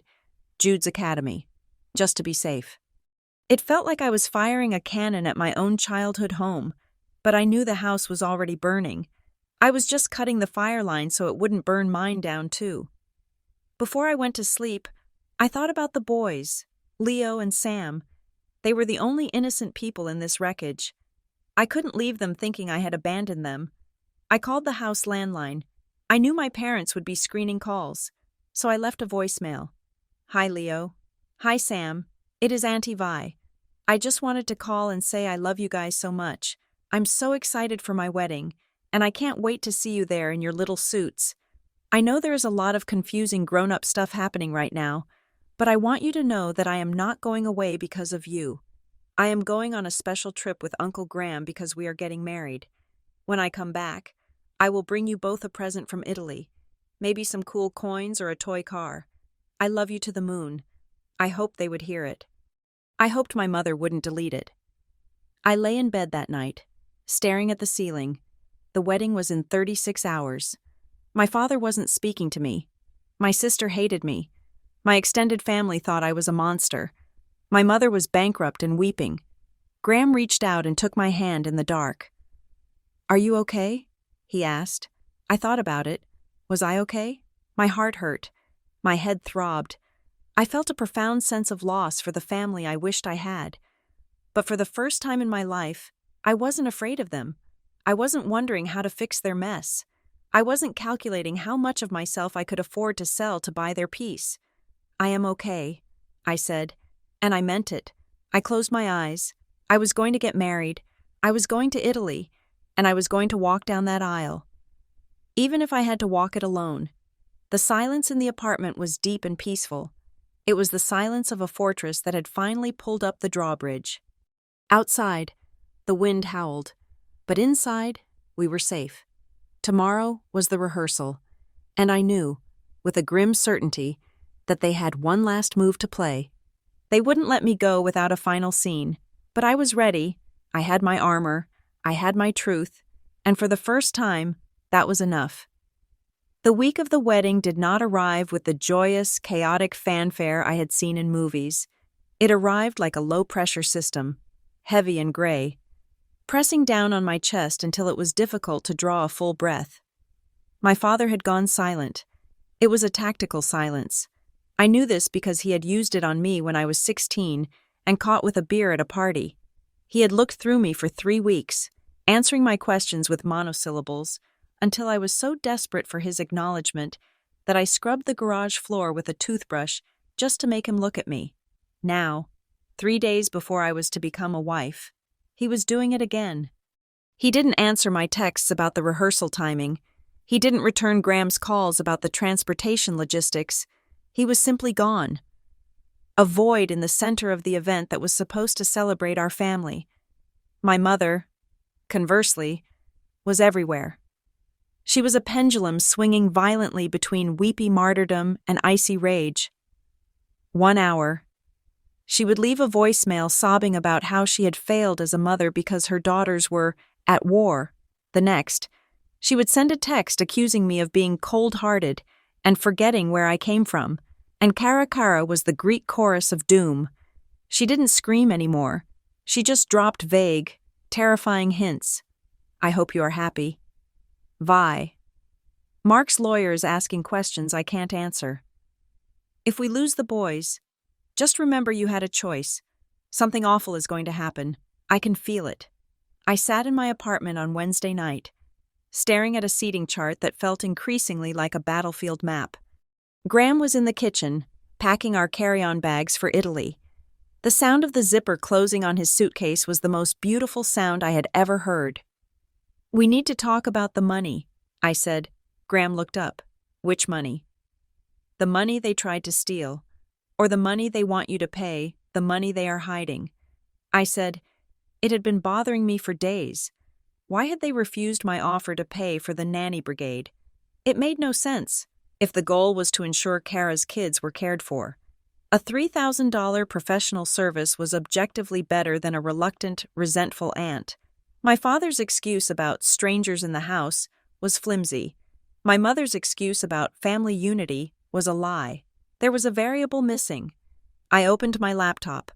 I still had access to one shared resource they had forgotten to lock me out of the digital archive of my grandfather's estate. It wasn't a bank account. It was a cloud storage drive where we kept old scans of deeds and wills. But my father, being technologically illiterate, often used it as a dumping ground for current financial documents he wanted to back up. I scrolled through the folders: taxes 2020, house deed, insurance, and then a new folder, created 2 weeks ago. Trust dissolution. I clicked it. Inside was a PDF of a bank statement for the Kelly Family Trust. This was the money my grandfather had left for emergency family stability. It wasn't a fortune, but it was supposed to be the safety net, about $40,000. The balance on the statement was $12.50.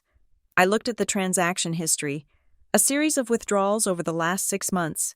Cash withdrawal, transfer to checking, and then a letter.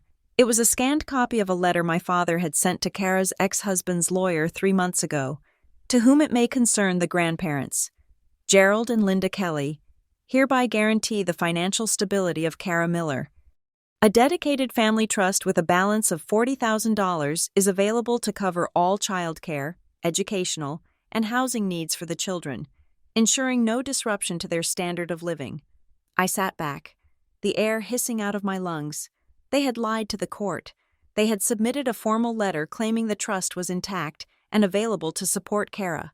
That was the cornerstone of her stability argument, but they had drained the account. If I hired a professional nanny, I would have to pay the agency directly. The receipt would show Violet Kelly as the payer. If Mark's lawyer saw that, he would ask, "Why is the aunt paying? Why isn't the money coming from the guaranteed family trust?" And if they looked at the trust, they would see it was empty. My parents didn't need me to babysit because they loved the boys. They needed me to provide free labor so they wouldn't have to produce the money they claimed to have. They needed to hide the fact that they had looted the safety net. Graham walked over and looked at the screen. He read the letter. He read the balance. "They are committing perjury," he said quietly, "or close to it. They are broke."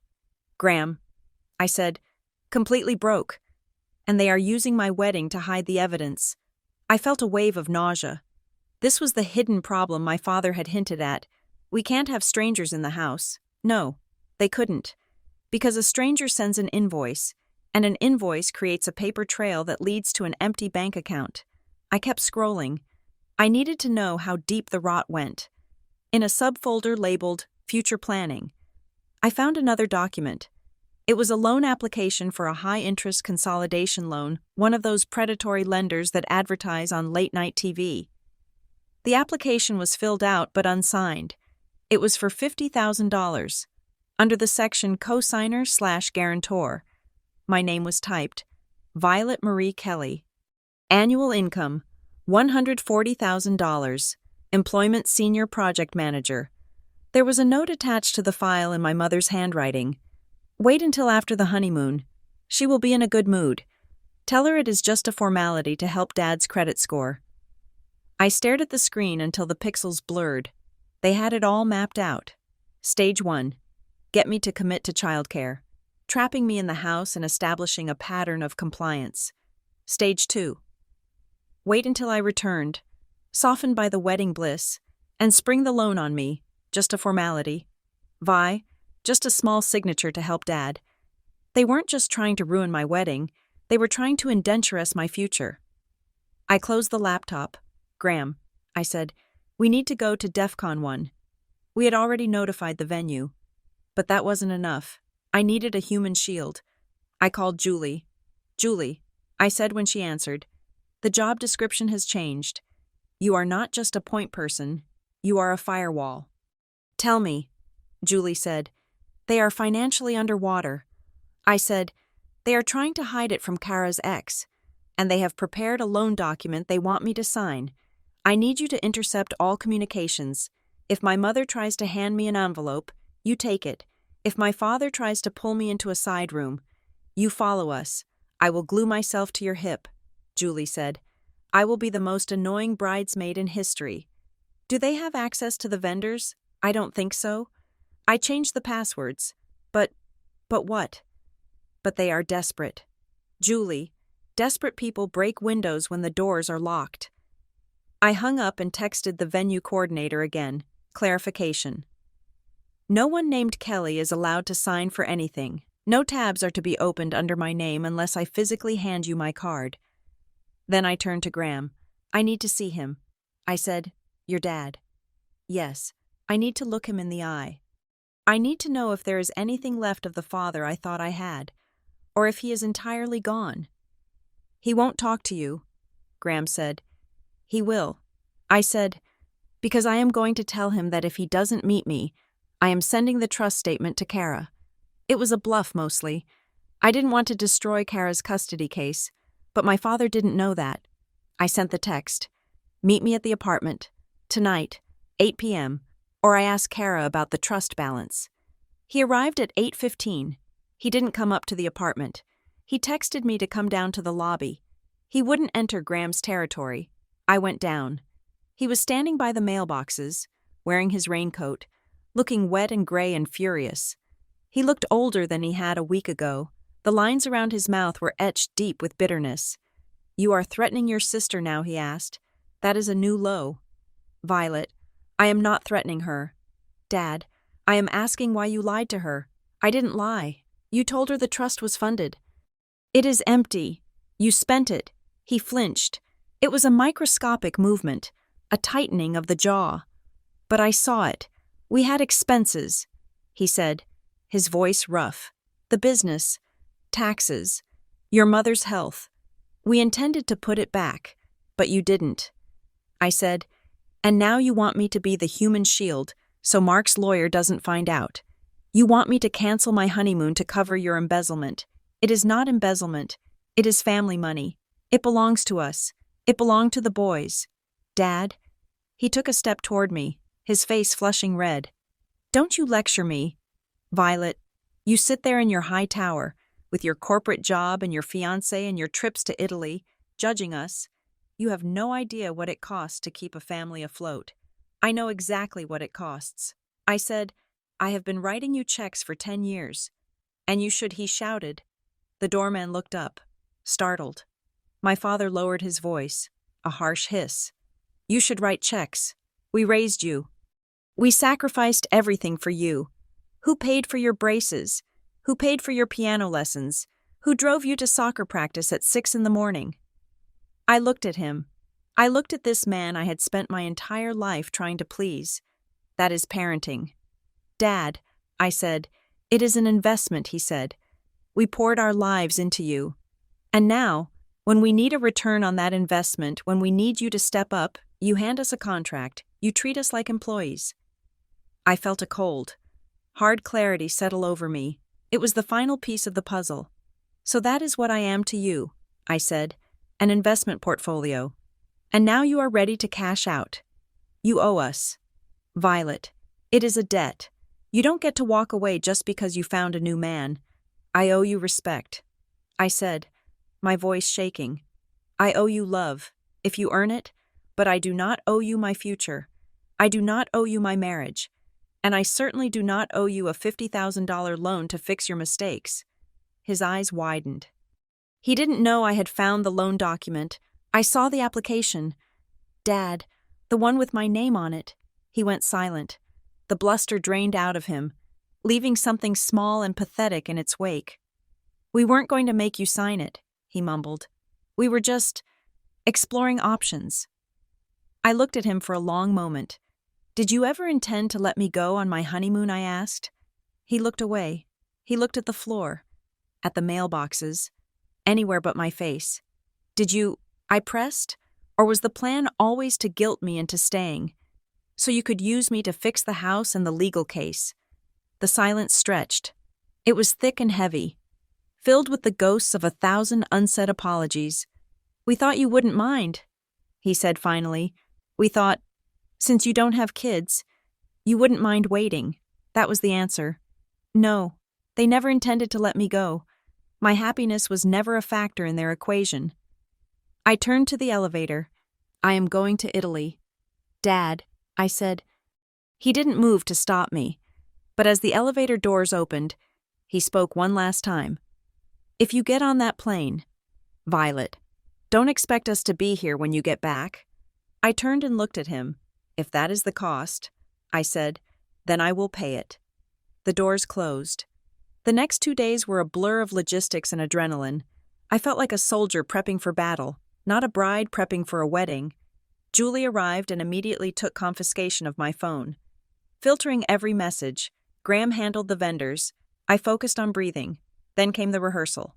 It was held in a private room at a local Italian restaurant, not the one we wanted, but the one my parents had insisted on because they knew the owner, which I now realized meant they probably had a tab they hadn't paid. The tension in the room was palpable. My father sat at the head of the table, drinking scotch and staring at the tablecloth. My mother was vibrating with anxiety, her eyes darting between me and Kara. Kara arrived late. She had the boys with her, which wasn't the plan, but she claimed the babysitter canceled another lie, likely to maximize guilt. The boys ran to me, hugging my legs. Auntie Vi. Auntie Vi. I hugged them back, holding them tight. They smelled like baby shampoo and innocence. They had no idea they were pawns in a high-stakes game of financial chess. Dinner was awkward. The conversation was stilted, punctuated by the clinking of silverware. Graham held my hand under the table, his thumb tracing soothing circles on my palm. Then came the toasts. Usually, the rehearsal dinner toasts are light, funny, sentimental. Kara stood up. She tapped her glass with a fork. The room went silent. She looked at me. Her eyes were wet, but her mouth was set in a hard line. I just want to say, she began, her voice wobbling, how happy I am for my little sister. Violet has always been the lucky one, the one who gets the grades and the job, and now, the perfect wedding. She paused to take a sip of wine. It must be nice, she continued, her voice sharpening, to be able to just fly away, to leave everything behind. Some of us don't have that luxury. Some of us are alone, raising children, fighting just to keep a roof over our heads. The room went deadly quiet. Guests shifted in their seats. My cousin Mike looked down at his lasagna. But that is Violet, Kara said, a dark smile touching her lips. She has always known what she wants, and she gets it, even if other people have to pay the price. So, to Violet, enjoy Italy. We will be here, dealing with reality. She raised her glass. No one drank. The silence was excruciating.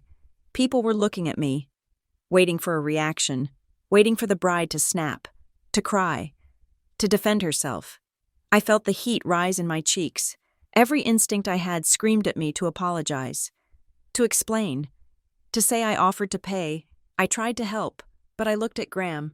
He gave me a tiny nod. Don't engage. I stood up. I didn't raise my voice. I didn't look angry. I looked at my sister with a calm, detached pity. Thank you. Kara, I said. I picked up my glass. I want to clarify one thing, just so everyone can rest easy, I said, addressing the room. The reality is that the boys are taken care of. A comprehensive professional childcare plan has been arranged and fully funded. No one is being abandoned. No one is paying a price. The only thing happening next week is a honeymoon. I looked directly at my father, and I think we can all agree that after 33 years, a honeymoon is not a crime. To Graham, I drank. The tension in the room broke not into laughter, but into a collective exhale. I had refused to play the victim. I had refused to play the villain. I had simply stated the facts. Kara sat down, looking stunned. She had brought a knife to a gunfight, and I had simply disarmed her with the truth. But the war wasn't over. The night before the wedding, I stayed at the hotel near the venue. Graham stayed at our apartment, adhering to the tradition of spending the night apart. I lay in the hotel bed, staring at the unfamiliar ceiling, feeling a strange, hollow ache.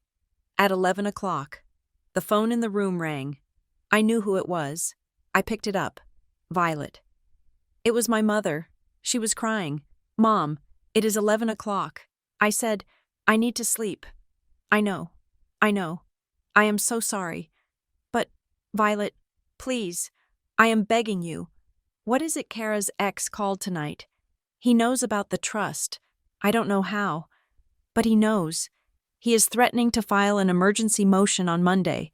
I closed my eyes. They hadn't put the money back. Of course they hadn't. "Mom, I can't fix that." "You can." She wept. We just need one small thing, to show unity." "What thing?" I sent it to your email. "It is just a simple authorization. It says you are a backup asset. That you have agreed to be a guarantor for the family expenses if needed. Just on paper, we will never use it. It just shows the judge that the family has resources." I sat up in bed. "You want me to sign a guarantor form the night before my wedding? It is the only way to stop Mark. If you sign it, we can fax it to the lawyer in the morning, and he will back off. Please, Violet, for the boys." I walked to the desk and opened my laptop. I found the email. It wasn't a simple authorization. It was a general unlimited guarantee. It stated that Violet Kelly guaranteed all present and future debts of Gerald and Linda Kelly and Kara Miller. It was a blank check. If I signed this, I wouldn't just be helping with a custody case. I would be liable for the mortgage arrears. I would be liable for the $50,000 loan they wanted. I would be liable for Kara's legal fees. It was exactly what Thorne, the lawyer, had warned me about. They had dressed it up as a custody helper, but it was a financial death warrant, and they had waited until my defenses were down until the night before the wedding, when I was alone, emotional, and desperate for peace to spring it. "Violet," my mother asked, "did you get it?" "I got it." I said, "Just print it, sign it, and snap a picture. That is all we need. Then you can go to Italy and forget about it." I looked at the document. I imagined signing it. I imagined the relief in my mother's voice. I imagined my father smiling at me tomorrow, finally proud. And then I imagined Graham. I imagined telling him that I had signed away our savings, our credit, our future, because I couldn't say no. I imagined the rest of my life a ceaseless cycle of paying their bills, cleaning their messes, and apologizing for my own success. "No, Mom," I said, "what I am not signing it. Violet, you have to. They will take the boys. Then you better find $40,000. Mom. Because I am not becoming your guarantor. You are killing us," she screamed. Her voice shredded the last remnants of my denial. "You are killing this family. The family is already dead." "Mom," I said softly, "you killed it when you decided I was a bank account instead of a daughter." I hung up the phone. I unplugged it from the wall. I turned off my cell phone. I sat in the silence of the hotel room. I was shaking. My hands were trembling so hard I had to sit on them. I felt like I had just cut off my own limb. But as the shaking subsided, a new feeling washed over me. It was peace. It was the cold, hard peace of the survivor. I walked to the window and looked out at the lights of the city. Somewhere out there, my parents were scrambling, panicking, hating me. Somewhere, my sister was realizing her safety net was gone. But in this room, I was safe. I was Violet Kelly. Tomorrow, I would be Violet Vance. I went back to bed. I pulled the covers up to my chin. And for the first time in weeks, I slept without dreaming of cages. The morning of my wedding did not break with a golden sunrise. It arrived with a heavy, slate-gray sky that hung low over Chicago. pressing against the windows of the hotel suite like a physical weight. I woke up at 6 o'clock. Not to the flutter of excitement I had been promised by bridal magazines, but to a profound, crystalline silence. I lay there for a long time, staring at the white duvet. I felt a strange bifurcation in my chest. On the left side, there was grief, a deep, hollow aching for the family I had spent 33 years trying to build. The family I had paid for, apologized for, and sacrificed for. I grieved the father who should have been proud, the mother who should have been comforting, the sister who should have been my best friend. That family was dead. It had died the moment I realized they viewed me as a resource rather than a daughter. But on the right side, there was clarity. It was sharp and cold, like winter air. I knew exactly who I was. I knew exactly who Graham was. And I knew that the woman who walked down the aisle today would not be the same woman who had spent a lifetime begging for crumbs of approval. My phone was still off. I had unplugged the hotel room landline. I was in a bubble of my own making. At 7 o'clock, there was a knock on the door. It was a rhythmic, authoritative knock. Julie. I opened the door.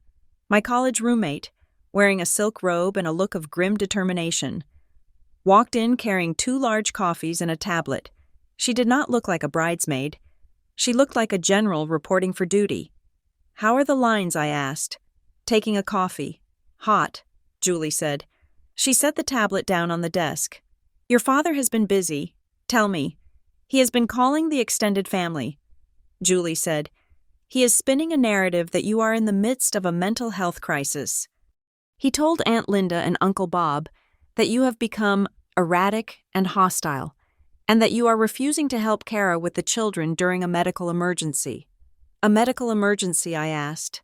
"Last week it was a legal emergency. The story evolves," Julie said. "The point is, he has deputized them. He told them he might not attend the ceremony unless you come to your senses, and he has encouraged them to talk some sense into you when they arrive." I walked to the window, so I'm walking into an intervention. Julie nodded. "Basically, we have intercepted a few texts to Graham's phone. Your cousin Mike asked if he should bring the tough love." I felt a flash of nausea. They were coming to my wedding not to celebrate, but to break me. They were coming to force me back into the box where Violet pays the bills. Violet fixes the problems, and Violet never says no. "Let them come," I said softly. There was another knock at the door. It was Graham. He wasn't supposed to see me. It was bad luck, but as he walked into the room, looking tired but steady in his t-shirt and jeans, I realized that luck had nothing to do with us. We were surviving on grit. He looked at Julie, then at me. "Your dad just called me," Graham said, "and he said he is in the lobby. He wants to know if the deal is on, if you are canceling the honeymoon, if you aren't. He says he is going to tell everyone at the church that you have disowned the family." I sat down on the edge of the bed. It was blackmail, pure and simple. Graham knelt in front of me. He took my cold hands in his. "Violet, listen to me. We can leave. Right now. We can go to City Hall, sign the papers, and get on a plane to Italy tonight. We don't have to do this. We don't have to walk into that arena." I looked into his eyes. They were full of love and a fierce desire to protect me. I knew he meant it. He would walk away from the deposit, the party, the guests, just to keep me safe. I thought about it. The temptation to run was sweet, to just disappear, to let them scream into the void while I drank wine in Positano. But if I ran, they won. If I ran, the narrative would be theirs forever. Violet ran away. Violet couldn't face us. Violet is unstable. I squeezed Graham's hands. "No." I said. "Are you sure?" he asked. "It is going to be ugly." "I know," I said, "but I am done living in fear. Graham, I am done hiding. If they want to make a scene, let them make a scene. If they want to be ugly, let them be ugly. But I am going to stand there, in my dress, and I am going to say my vows. I am going to claim my life." Graham smiled. It was a slow, proud smile. "Okay," he said. Then let's get you dressed. The transformation took 3 hours. Hair, makeup, the dress. The dress was a structured satin gown, heavy and smooth. When I put it on, I didn't feel like a princess. I felt like a knight putting on plate mail. I looked at myself in the mirror. I looked formidable. We drove to the venue in a limousine that felt like a tank. Julie sat opposite me, checking her phone. Status, I asked. The flying monkeys have landed. Julie said, Aunt Linda is in the lobby complaining about the shuttle. Your dad is nowhere to be seen yet. Kara is late. Of course she is. We arrived at the venue, a restored industrial loft with high ceilings and exposed brick. It was beautiful. It was the wedding I had wanted. I was ushered into the bridal suite. It was a small room off the main hallway. I sat there, listening to the hum of guests arriving. I could hear the string quartet tuning up. Suddenly, the door banged open. It wasn't my father. It was Kara. She looked frantic. Her hair was half done, and she was wrestling 2 squirming boys into their suit jackets. She looked at me, her eyes wide and manic. Violet? She gasped. Thank God. I need a second. Kara, the ceremony starts in 20 minutes. I said, I know. Look, I am sorry about the rehearsal. I was just stressed. But Mark's lawyer just called. He is filing the motion on Monday morning. I stood up. I am not signing the guarantee. Kara, I know. She waved a hand dismissively. I am not asking for that. Mom told me you said no. I get it. It was too much. She dug into her oversized purse and pulled out a single sheet of paper. It was crumpled. I just need this, she said. It is just a pickup authorization for the school. Since you are family, if I put you on the list, it shows I have backup for emergencies, just for pickup. No money, no liability, just so the school knows you exist. She thrust the paper and a pen toward me. Please, Vi, just sign it. It takes 2 seconds. Then I can text Mark and say, see, she is on the list. It will call off the dogs. I looked at the paper. Standard authorization for release. It looked innocent enough. It asked for my name, address, and signature, but I had learned to read the fine print. I scanned the paragraph at the bottom, the text in 6-point font. The undersigned authorizes the release of the minor S to the designee and accepts full responsibility for the minor S during the custodial period, indemnifying the institution and the primary guardian against all claims, and accepts full responsibility for the minor S. It wasn't just a pickup form, it was a transfer of custody liability. If I signed this, and she dropped the kids off at my house and disappeared, I was legally responsible for them. I was the designee. I looked up at Kara. You think I am stupid? I said, what? No. It is just a form. It says I accept full responsibility. Kara, it says I indemnify you. It is standard language, she cried, her voice rising to a shriek. Why do you have to read everything? Why do you have to be so difficult? Because you are trying to trap me, I said. Even now, even 20 minutes before I walk down the aisle. You are trying to trick me into taking the boys. I am trying to survive, she yelled. She threw the pen on the floor. You are so selfish. Violet, you are standing there in your $5,000 dress. And you won't help your own sister. Get out, I said. She stared at me, her chest heaving. The mask of the victim slipped, revealing the pure, unadulterated rage of a narcissist denied her supply. I hope it rains, she spat. I hope he leaves you. She grabbed the boys' hands and dragged them out of the room. The door slammed shut. I stood there, shaking. I took a deep breath. In, out. I checked my lipstick in the mirror. It was perfect. 10 minutes later, there was another knock. Slower, heavier. Come in, I said.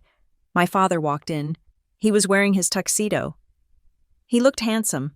He looked like the father I had worshipped when I was 6 years old. But his eyes were cold. He didn't say how beautiful I looked. He didn't tear up. He closed the door and stood with his back to it. Well, he said. Well, what I asked. Have you come to your senses? Have you called the airline? No. Dad, he sighed. It was a long, disappointed sound. Then I can't do it. Violet, I can't walk you down that aisle and give you away to a man who is taking you away from your duty. It goes against everything I believe in." I looked at him. I looked at the man who had drained the family trust, who had tried to trick me into a $50,000 loan, who was currently planning to steal my wedding leftovers to feed his guests. "Duty," I repeated. "Is that what you call it?" He stiffened. "I am giving you one last chance. Cancel the trip. Tell Kara you will take the boys, and I will take your arm, and we will go out there, and we will be a family." I smoothed the satin of my skirt. I looked him in the eye. "No." He waited. He expected me to crumble. He expected the tears. "Then I am leaving," he said. "I am going to sit in the car. I won't be part of this charade." I nodded. "Okay." He put his hand on the doorknob. He hesitated. He wanted me to beg. He needed me to beg. "You are going to walk alone." "Violet," he said cruelly, "everyone will see. Everyone will know that your father turned his back on you." I looked at him, and I felt a final snap. The last tether binding me to his approval broke. "Then don't," I said quietly. "Don't walk me. Don't stay. Because honestly, Dad, you haven't been my father for a long time. You have just been my creditor, and the account is closed." His face turned purple. He opened his mouth to speak, to yell, to hurt me one last time. But I turned my back on him. I looked out the window. "Leave," I said. He slammed the door. I was alone in the silence. I picked up the phone on the table. I dialed a number. "Julie." I said, "Yeah, I am right outside." "Is he gone?" "He is storming toward the parking lot. He looks like he wants to kill someone." "Good." I said, "Julie." "Yeah. Are you busy?" "No. Just holding your bouquet. Will you walk with me?" There was a pause. Then, I heard the smile in her voice. It would be the honor of my life. The ceremony began. The music swelled a cello piece I had chosen because it sounded like a heartbeat. The doors opened. The crowd turned. I saw the faces. I saw my mother in the front row, weeping into a handkerchief, looking around wildly for my father. I saw Kara, glaring at the floor. I saw Aunt Linda and Uncle Bob, their faces pinched with judgment. And then they saw me. I wasn't walking with my father. I was walking with Julie, who held my arm with a grip of iron.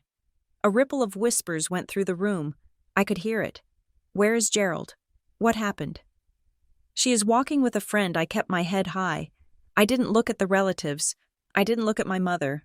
I looked at Graham. He was standing at the altar. He was watching me with a look of such profound pride and love that the rest of the room faded away. He knew what it had cost me to get to this moment. He knew the battles I had fought in the hallway. I reached the altar. Julie kissed my cheek and stepped back. I took Graham's hand.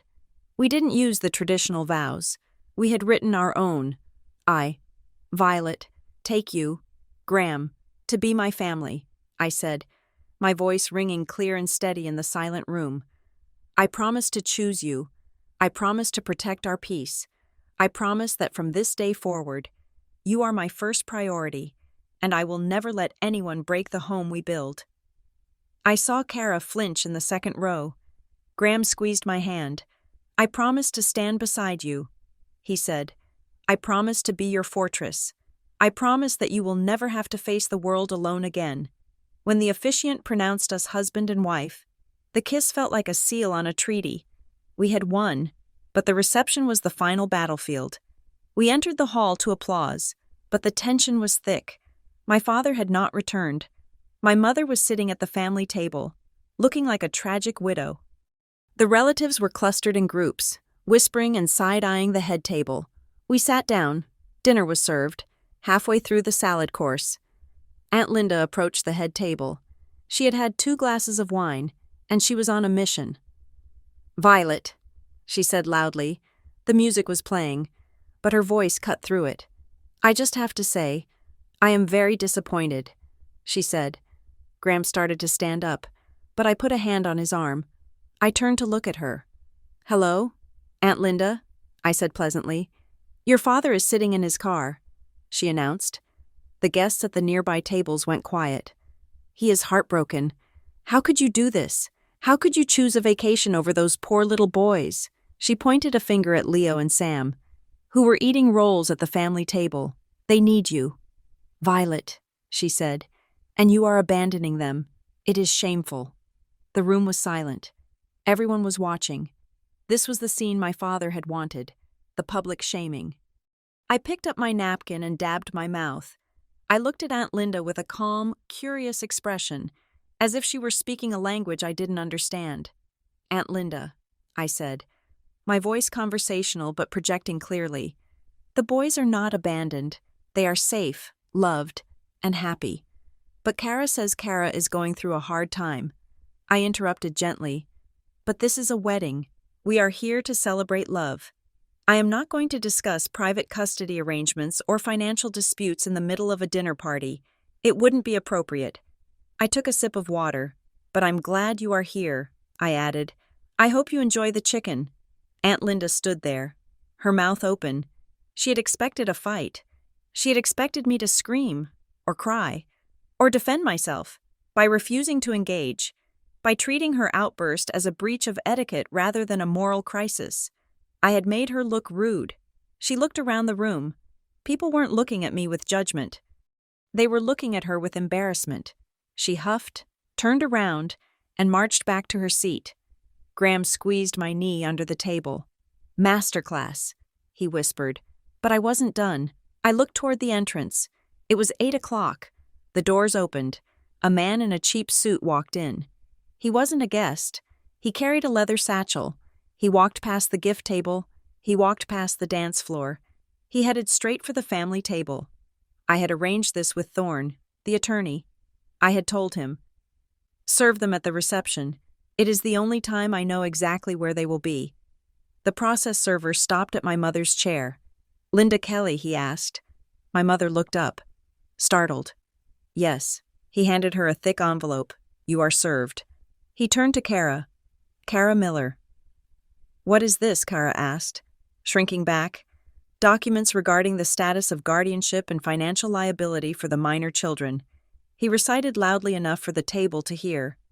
And a formal cease and desist regarding the use of Violet Vance's identity for financial instruments. He placed the envelope on her plate, right on top of the untouched salmon.